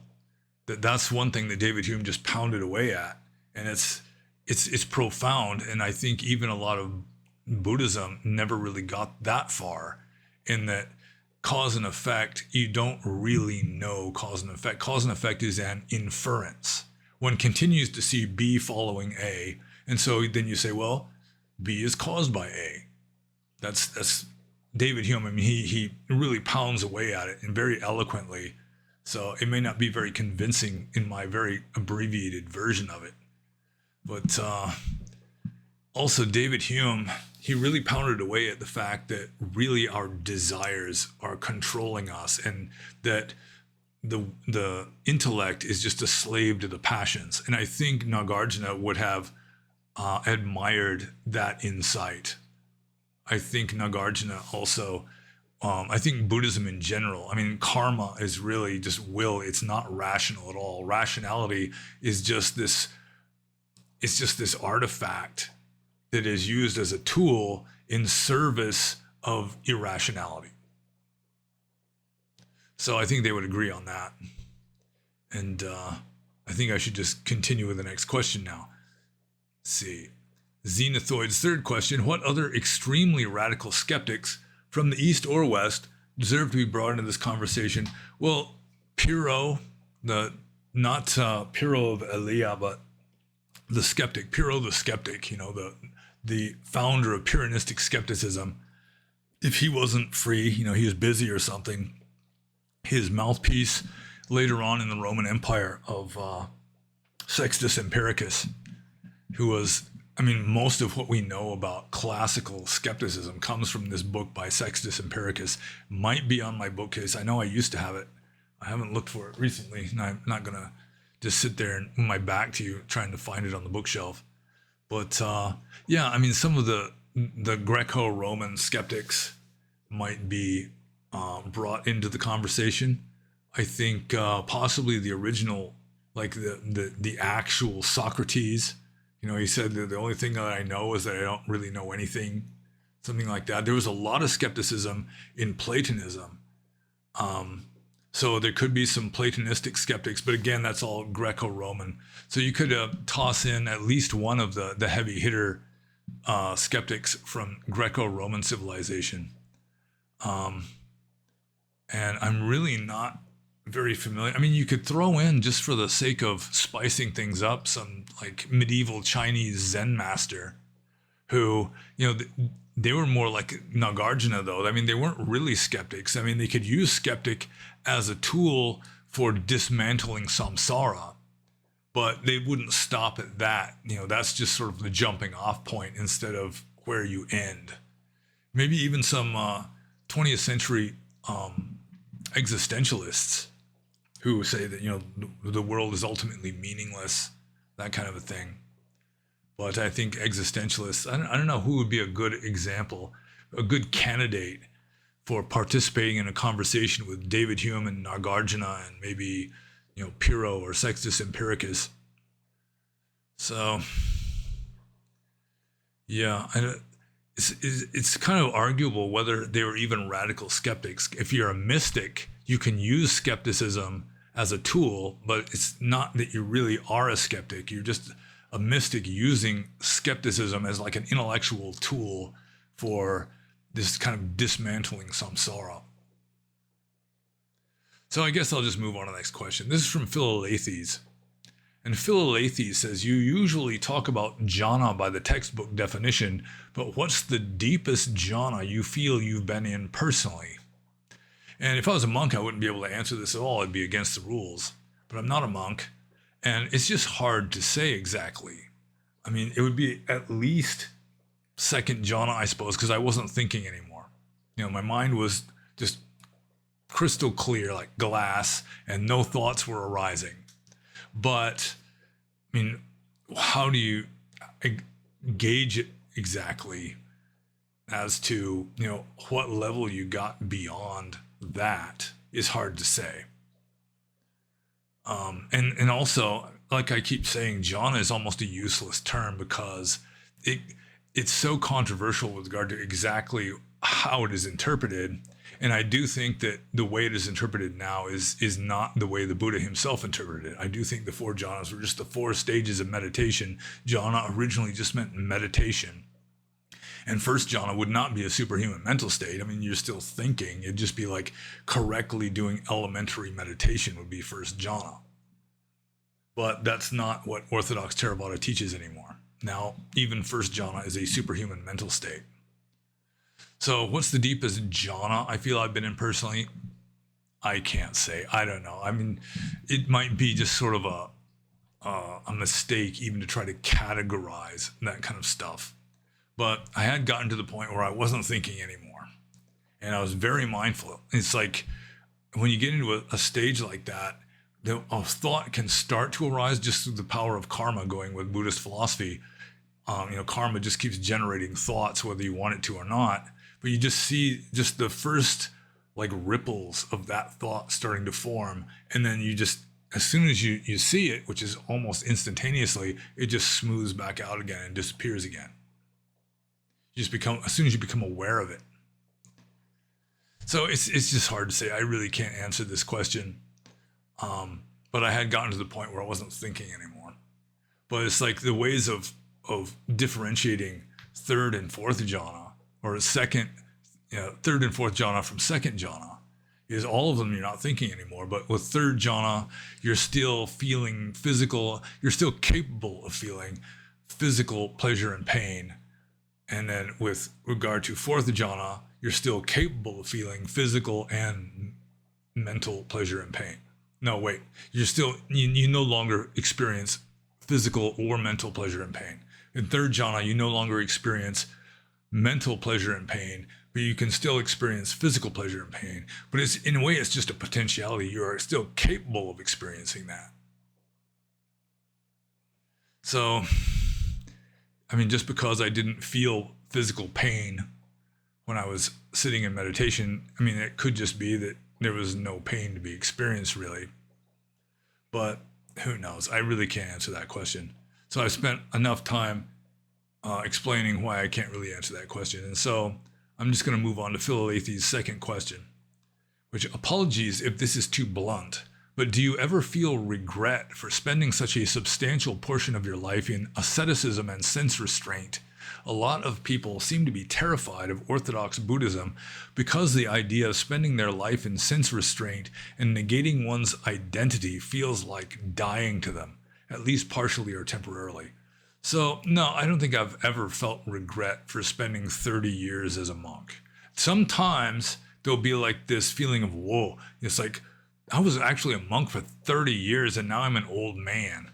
And so I'm like re-entering the world as an old man with very few assets other than just like mental ones. Plus a good woman who loves me. So no, I don't really feel regret. I mean, why would I feel regret for that? I don't understand, other than just, 30 years of my life has gone by, but what would I be doing if I hadn't become a monk? It's like, there's a good chance I would be like an unemployed university professor at this point if I hadn't become a monk, because that's kind of the direction I was heading. I was sort of a hot shot in like marine ecology. I would have gotten like a master's degree in like marine ecology or something like that, and wind up maybe on a university campus as a biology professor who then loses his job because as a biology professor, I would not call some guy who identifies as a woman she. And it's like being in the wrong university is just like this hotbed of politically correct hysteria. So, yeah, no. So the answer is no. I don't really regret having spent a substantial portion of my life. I'm glad of it. It's one hell of an education, and who I am right now is a result of that. So no, I do not regret it. And so I'm just going to move on to Philalethes' third question, which is, you mentioned you're drinking bovine gland secretions. Do you have any health advice, especially concerning nootropics and supplements? Well, I don't even know what nootropics is. And the bovine glandular secretion, that's just milk. I put it in my coffee every day. And supplements, I mean, the only supplements that I would really endorse would be like ginseng and spirulina, which are both more or less natural. And I prefer the root, just the unprocessed ginseng root, if you can get that. Just take a little chip of it and just put it into a glass of water and wait a few hours until it's soft and chewy and the water's kind of brown and tastes like ginseng, and you drink the water, and You chew up the root and swallow it, and it's fine. And it used to be when I lived in Burma. It's like right towards the end of the hot season. No, right towards the end of the rainy season. But before the cold season has really kicked in, it's like the weather just keeps flip-flopping. There's these extreme, violent weather changes from like rainy to sunny, sunny to rainy. And so it's just like wet and like humid and warm. And then it just goes to blazing hot and like extremely humid because all the water's evaporating and filling the air. And just it keeps going back and forth like this. And I would come down with this kind of fever. And the villagers called it udupya, which is like climate fever or weather fever. And in Burma, it's especially the kids who would get it. But I was a round-eyed barbarian, and I was getting it. And it seemed like if I took ginseng or spirulina regularly towards the end of the rainy season, I wouldn't get this fever. And the fever there's nothing you could take to get rid of it until the weather finally cooled down, like around the end of November. So it might last like a month and a half. I'd have this feverish condition that just would not go away until the weather finally cooled down when the cold season finally arrived. And so spirulina and ginseng I would both endorse.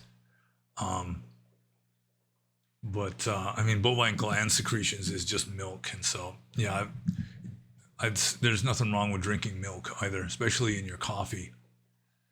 So, yeah, nootropics, I don't even know what that is. Health advice, I really don't think about health and like food supplements and pills and that kind of thing very much at all. It's like my attitude towards my own health is sort of like my attitude towards that aquarium back there, where you just, if it feels right, if it looks right, it's probably right. And you don't have to keep doing water tests, checking the pH and the nitrogen levels and all that. You just have faith that it's balancing out, everything is good. And it's like thinking about it a lot can have you being like worried about your health and that sort of thing. And worrying about your health is unhealthy.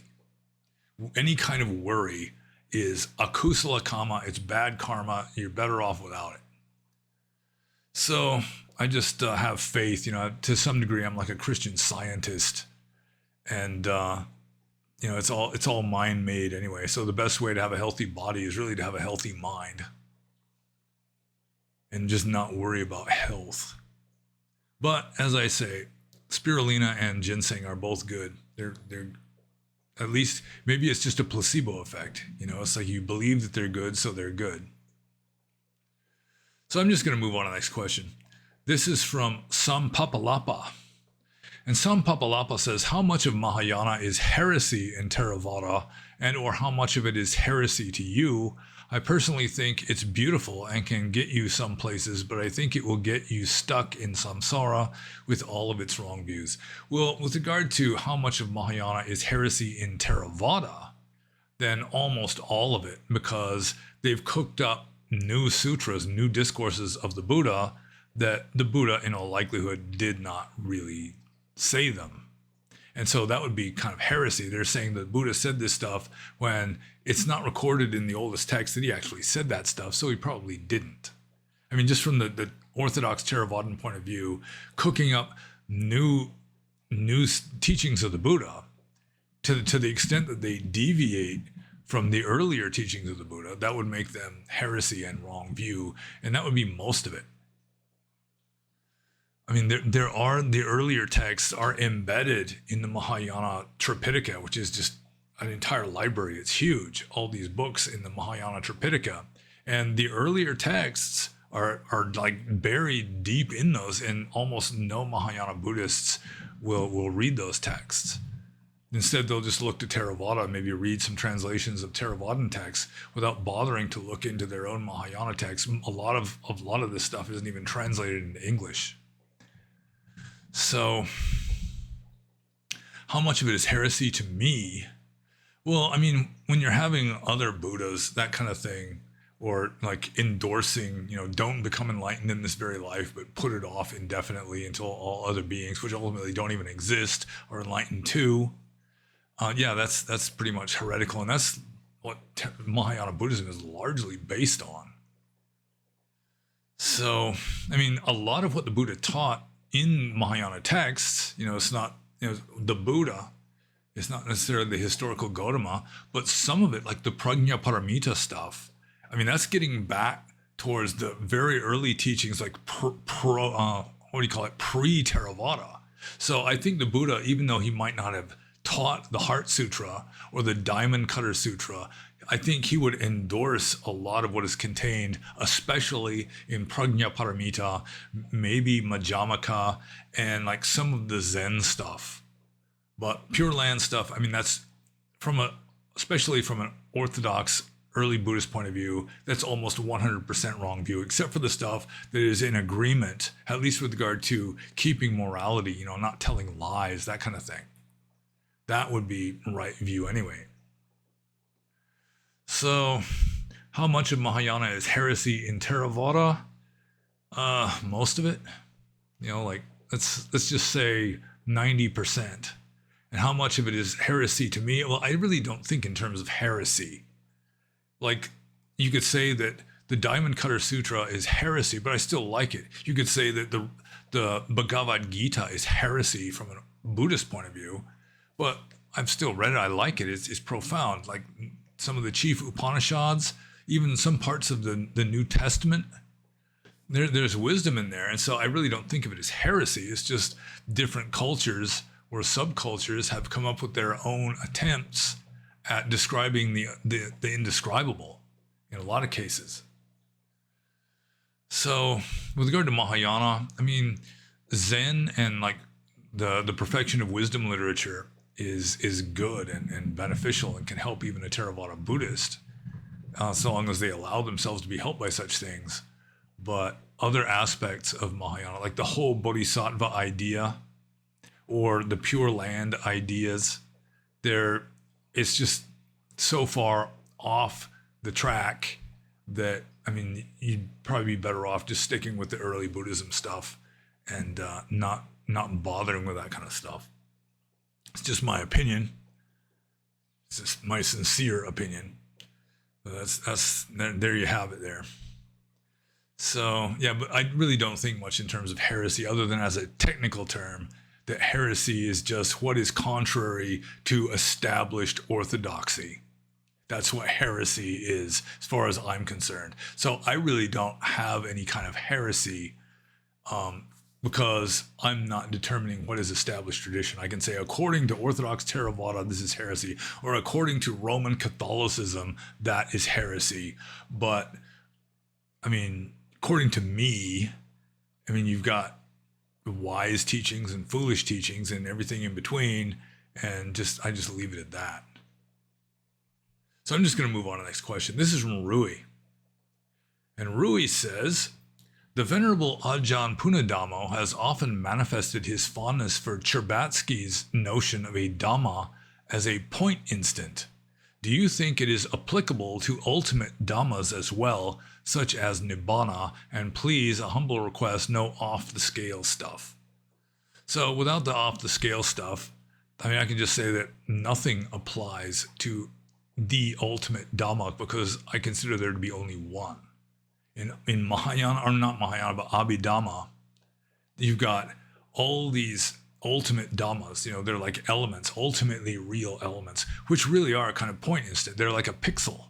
It's not just a pixel of light. It's not just two-dimensional, but it's like this one pure, indivisible speck of something real.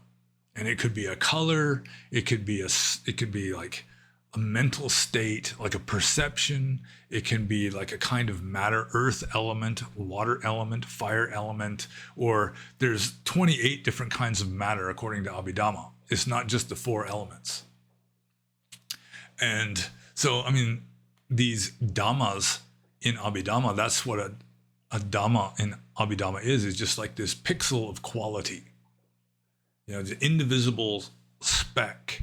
So it'd be like a point instant. It exists for only one moment, and it occupies. There was one Burmese Abhidhamma scholar who says that one of these ultimate Dhammas is approximately the size of an electron. So it's submicroscopic. It's just this tiny speck.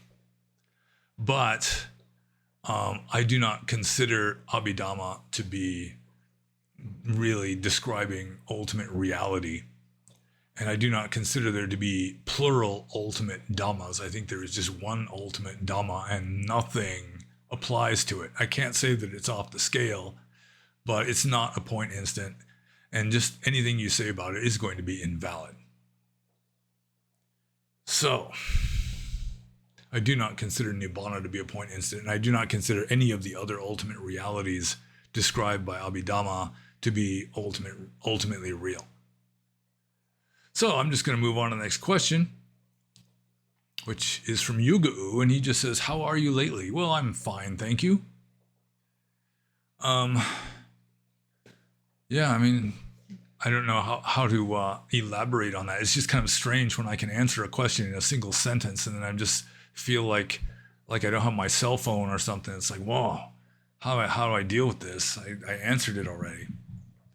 But I guess the biggest development in my life recently is the snail apocalypse in my aquarium, where I recently acquired, as if you watch the aquarium update video, you know that I got some Botia striata, or zebra loaches, who it turns out are predatory on snails, and they've pretty much wiped out my snail population, except for the biggest ones are still alive. But even the two mystery snails, the big ones, Leroy Jenkins and Righteous Fist of Apocalyptic Chaos, they're pretty much closed up all the time because the loaches are like trying to get at them. So I suppose I should take the two big ones out and put them in my 10-gallon invertebrate tank and just let the two Nerite snails that don't stick out a lot of meat, you know, they just kind of stay underneath their shell and move around underneath their shell without sticking their feelers out or anything. They're doing okay. So I guess I'm just going to have to get more Nerite snails and just deal with the fact that that's the only kind of snail I can have in that aquarium now, because the zebra loaches are just preying upon all the rest of them. So, and it's Saturday. It's always Saturday when I do these, or almost always Saturday. Saturday is nice. I like Saturdays. So I'll just move on to Yuga-U's next question, which is, please tell us your opinion about Jim Carrey and his breakdowns on public television, notably the ones on New York Fashion Week 2017. Was it wise of him to talk about that deep stuff in public like that? And Jim Carrey, I don't really follow Jim Carrey. I mean, he used to be like, there used to be like Breitbart articles about Jim Carrey where he would be drawing pictures. I assume this is Jim Carrey. I might even be confusing him with someone else. He's like a comedian, like a comedic actor, right? And he would just draw these. He has Trump derangement syndrome, apparently. You know, he'd be drawing these horrible pictures of Trump as some sort of, you know, swine-like caricature or something. But I read somewhere that Jim Carrey either considers himself to be fully enlightened, or at least he's got fans who consider him to be fully enlightened. And like an enlightened being with Trump derangement syndrome is kind of an enigma to me, like an oxymoron or a paradox at least. And with regard to his breakdowns on public television, I've never been a Jim Carrey fan. I've seen some of his movies. He seems to be a fairly good actor. Did he play the Grinch in the live action version of How the Grinch Stole Christmas? I mean, he did a good job in that, if that was in fact Jim Carrey. But I'm not keeping up on Carreyana, so to speak. And so I really know nothing about his breakdowns or the New York Fashion Week in 2017 or talking about deep stuff in public or any such thing. Sorry about that. I'm just not really a major Jim Carrey fan. So I'm just going to move on to the next question, which is from GameFap. And GameFap says, how did Tibet become synonymous with monks? And I think I pretty much answered this question to a large degree in a previous answer to somebody else. I think Tibet became synonymous with monks largely because the diaspora, like the exodus of Tibetan monks from Tibet into other countries, and how, especially like in the 1980s, it was like a celebrated cause that you support Tibet against China. And then, so you had a lot of Tibetan monks in the West, and then it became this cause that was politically correct. the Hollywood entertainers were all in on it, where, Tibetan Buddhism is, the Dalai Lama is wonderful and, everything's good. One thing the Dalai Lama did to end that was he actually was saying in public interviews that, all the migrants that have moved into Europe should go back to where they came from, that Europe is for Europeans. And of course, that was, you can't say Europe is for Europeans. So, but it originally became synonymous with monks in the West, I guess. Certainly it didn't become synonymous with monks in Burma. Tibet did not become synonymous with monks in Burma at any time. But yeah, I do think that it was largely because of the diaspora of Tibetan monks like fleeing Tibet after China took it over, and then it became like a fashion that you're in favor of Tibet and the Dalai Lama against China. But now the liberals are all kissing the collective behind of China, and so and the Dalai Lama has said a few politically incorrect things, which has helped him fall from grace and no longer be in fashion. That nevertheless, Tibetan Buddhism has left an imprint on the West, and so a lot of people will just think of the Dalai Lama. A lot of people will even think that the Dalai Lama is just like the Pope of all Buddhism. They'll think that even the Dalai Lama has authority in Theravada Buddhist countries, which is not the case. There is no Pope of Theravada. Each country may have like a presiding, like highest ranking monk, like the Sangha Raja in Thailand or the Sangha Mahayana Sayadaw in Burma. But yeah, it is just a common fallacy that the Dalai Lama really is sort of like this Pope of all Buddhists or something. So I guess I kind of answered that. So I'm just going to move on to the next question, which is from 5 Precept Paul, formerly known as 5 Precept Pete. And 5 Precept Paul says, if I don't feel a strong urge to move forward with a major life decision, should I take that as a sign that it's not the right path? Well, it could be a sign that it's not the right path, but it isn't necessarily a sign that it's not the right path. For example, let's say somebody is an alcoholic and they don't feel a strong urge to move forward with sobriety. They don't want to kick the habit. They don't feel a strong urge to kick the habit. Then they should not take that as a sign that that overcoming their alcoholism is not the right path. So if you've got a bad habit that you enjoy, then you may not feel a strong urge to break that habit, even though breaking that habit, it would be part of the right path for you.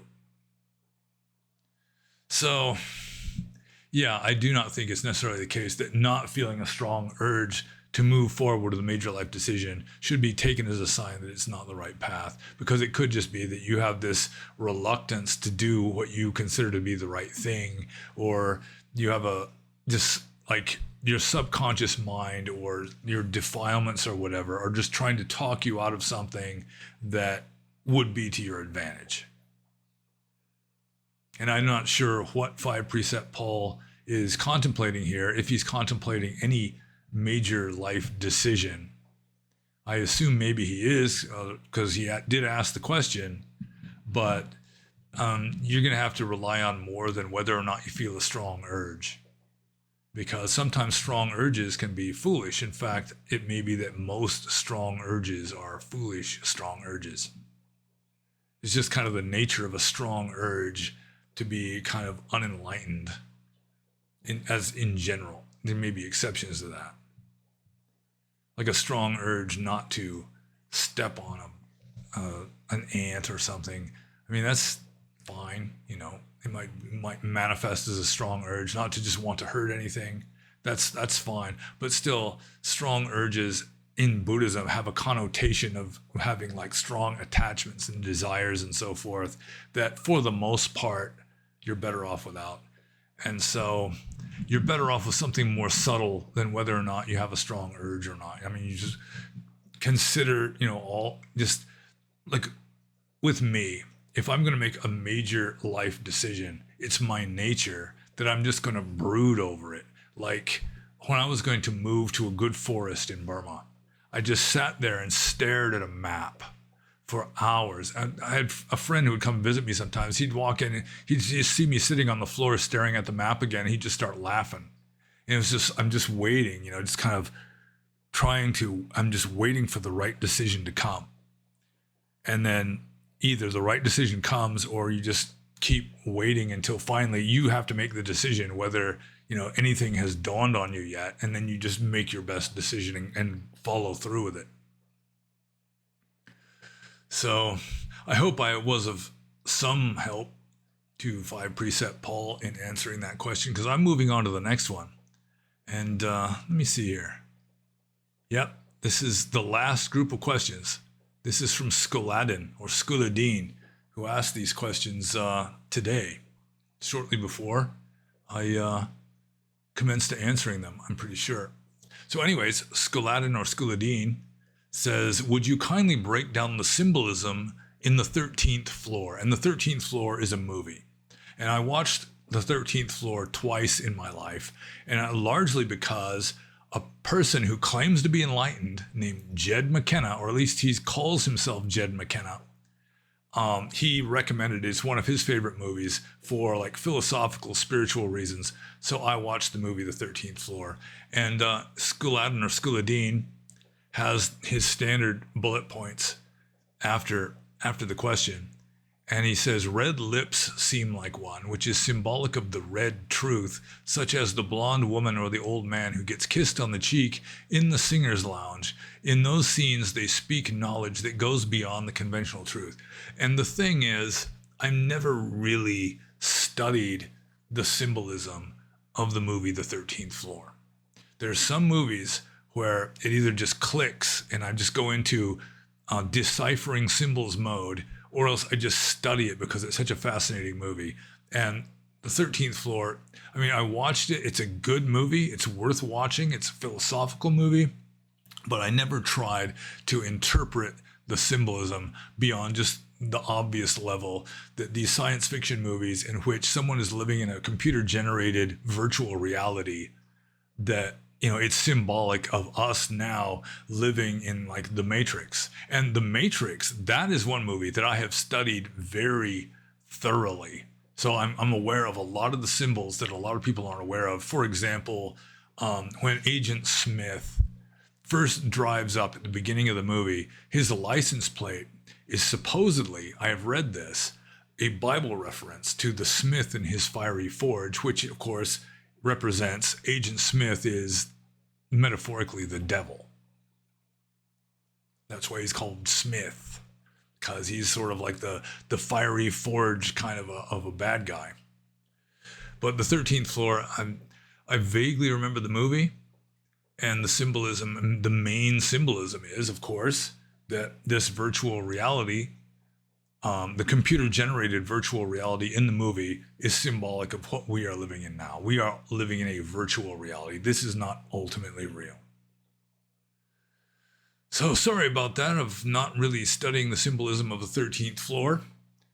There's other similar movies like The Matrix or even like Dark City that I've studied the symbolism of a little more, or at least I just kind of intuitively grasped the symbolism of it while watching it better than The 13th Floor. Sorry about that. So I'm just going to move on to Skuladin's next question, which is kind of a strange one. Would you kindly explain the synchronicity between Abraham Lincoln and John F. Kennedy? And then the bullet points are quite a few, and they are as follows. Abe Lincoln was elected to Congress in 1846. JFK was elected to Congress in 1946. Abe Lincoln was elected president in 1860. JFK was elected president in 1960. The names Lincoln and Kennedy both contain 7 letters. Both presidents were concerned with civil rights. Both of the president's wives lost children while living in the White House. Both presidents were shot in the head on a Friday. President Lincoln's secretary was named Miss Kennedy. Kennedy's secretary was named Miss Lincoln. Both were assassinated by Southerners. Both were succeeded by Southerners. Andrew Johnson, who succeeded Lincoln, was born in 1808. Lyndon Johnson, who succeeded Kennedy, was born in 1908. John Wilkes Booth, who assassinated Lincoln, was born in 1839. Lee Harvey Oswald, who assassinated Kennedy, was born in 1939. Both assassins were known by 3 names. Both names are comprised of 15 letters. President Lincoln was shot in a theater named Ford. Kennedy was shot in a car named Lincoln, made by Ford. John Wilkes Booth ran to a theater and was caught in a warehouse. Oswald ran from a warehouse and was caught in a theater. Both Booth and Oswald were both assassinated before they could go to trial. A week before Lincoln was shot, he was in Morrow, Maryland, and a week before Kennedy was shot, he was with Marilyn Monroe. So I have seen a lot of this. Back when I was a kid, you could get a penny that had Abraham Lincoln on it, and then stamped, like in the space above the date on the penny, was a little picture of Kennedy, like the profile like you'd find on a $50. And it had a lot of the same stuff on this little card you'd get with this penny. I had one of those when I was a kid, or at least I saw one in our house. Not sure exactly who the owner of it was. And yeah, I mean, it's obviously a synchronicity. There's all these parallels between the two men. And one Buddhist way of looking at it is it's just like the karma of the population. They had the karma to have an event like this happen, and it happened twice. Aside from that, I mean, it could be just sort of the collective unconscious eliciting this theme more than once, going with like some kind of Jungian idea who came up with the idea of synchronicity. But it does seem to be a meaningful coincidence, which is one of Jung's definitions of synchronicity. In a way, you could argue that it's kind of an evidence that the world is mind-made rather than materialistic. Just that you can have like this same pattern repeated that, I mean, just through random chance or just materialistic factors is hardly likely. But if our own minds are creating our environment, then, you know, the collective unconscious or whatever, the collective karma or whatever of the population can produce this same event. There's 2 different versions of this same event, which is kind of interesting. But I don't know if Jung himself, who came up with the idea of synchronicity, could explain exactly how it happens. And I can't explain exactly how it happens either, other than it's just elicited from the karma of the people, and once wasn't enough for some reason. So it had to happen twice. And if it happens again, you know, like, let's see here, someone born in 2046. No, wait. Someone who was elected to Congress in 2046 and elected president in 2060, if he follows the same pattern, then that would be pretty amazing. But we're going to have to wait for that one. So I'm just going to move on to Skuladin or Skuladine's last question, which is the last question. So we're way under 3 hours. I tried to be a little more concise than usual. And so we're way under 3 hours. And just watch. I'm going to digress so much that it's going to take me half an hour to even get to the answer to this question. So, oh God, I forgot to put the paper umbrella in here before I started drinking from it. Classy, sophisticated. Okay. So, Skuladin or Skuladine's third question is, what was Dr. Richard Alpert trying to imply in Krishna play about his compensated date? And then he says, don't read the following unless it's true. Gold-digging, airheaded bimbo. And I assume what he's referring to, first of all, he's referring to a book compiled by Ram Dass, formerly known as Dr. Richard Alpert of Harvard University, before that Stanford, who became Ram Dass. He went to India looking for like spiritual masters, meditation masters, who could tell him something about LSD. That, I guess I should back up a little. This is going to be a 3-hour video anyway. What the hell? Richard Alpert, he was like this Jewish bisexual university professor that he started off in the University of California, whatever you call it, moved to Stanford, then got promoted to Harvard. He was a professor of psychology, straight-laced guy, aside from the bisexuality and so forth. And then he met this guy named Timothy Leary, who also got a job at Harvard, and they started experimenting with psychedelic drugs. And they both got kicked out of Harvard because of this. And so Dr. Alpert, went to India trying to find someone who could give him advice with regard to, the values of this, or, how to deal with it. How to cultivate these states possibly without using the chemicals and so forth. And he met Maharaji, or Neem Karoli Baba. And so in his books, Miracle of Love, Stories About Neem Karoli Baba, there is a chapter called Krishna Play. And Krishna Play is mainly about sort of sexual issues. How Neem Karoli Baba, whose picture is up there, he would be playing out the karma of women, and some of it would be sexual. So there's these weird things, like this one story where there's this old lady who came to visit Maharaji, and he actually started nursing from her breast, and milk started flowing from her breast. These kind of weird stories. And because she never had a child, and it was like this lifelong source of sorrow to her. So he became like her child just to help her overcome this somehow. It's stories like that. And anyways, Ram Dass mentions that he hooked up with this woman in New York after Maharaji had died. This was like late 70s or something. And she was a psychic. And that she was supposedly channeling Maharaji.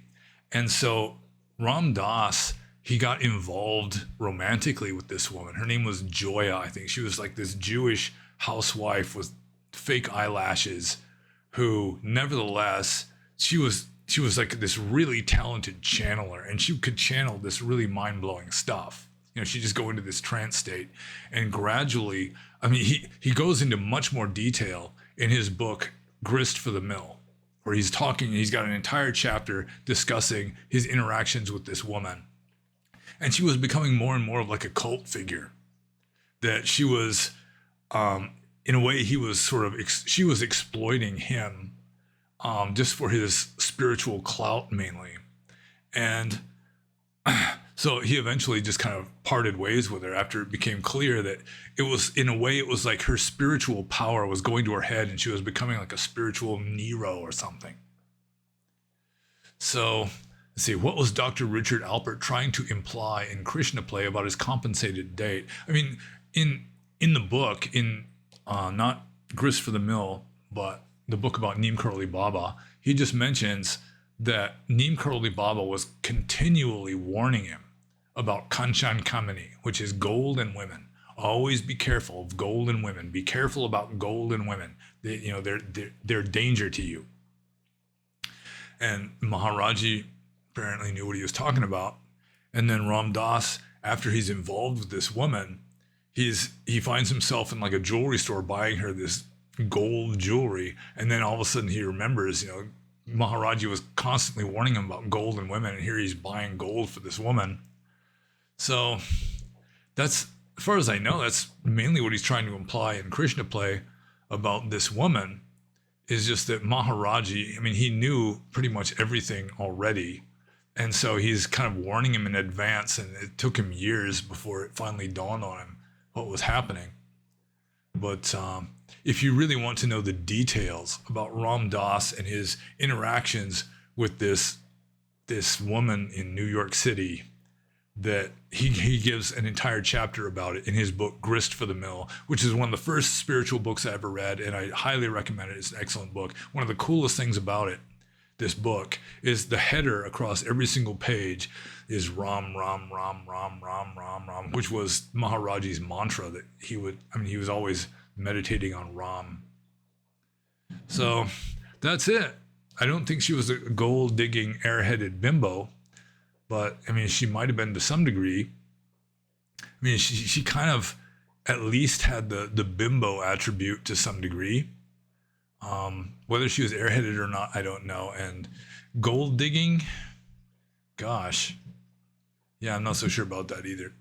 But if you read Grist for the Mill by Ram Dass, which is classic, it's one of his best books in my opinion, then yeah, I definitely recommend it. And he describes his interactions with this woman in much more detail than just the very brief mention of it in Miracle of Love, stories about Neem Karoli Baba. And that's it. I answered all of them their questions, didn't I? And so, what I should always say at the beginning, but always wait till the end to say it, is if you have any questions that you think I can answer, that Carrie, what's that guy? I didn't even remember his name. Carrie, something Carrie. That, I mean, I don't know about him. I don't know a whole lot about Hollywood actors, that kind of thing. But Buddhism, Buddhist philosophy, meditation, Burma, what early Buddhism was likely to be like, that kind of thing, I can answer fairly well as a general rule. So just include questions in the comments below this video, if you please. And no more than 3 per person. And it may actually get decreased someday, but I'm still going with 3, even though it makes for long videos. And be sure to like and subscribe if you have not done so already. I assume if you got all the way to the end like this, you at least liked it a little bit. And look in the URL links below this video for other ways that you can access my information, including 3 books that I have for sale on Amazon. And of course, as always, be happy.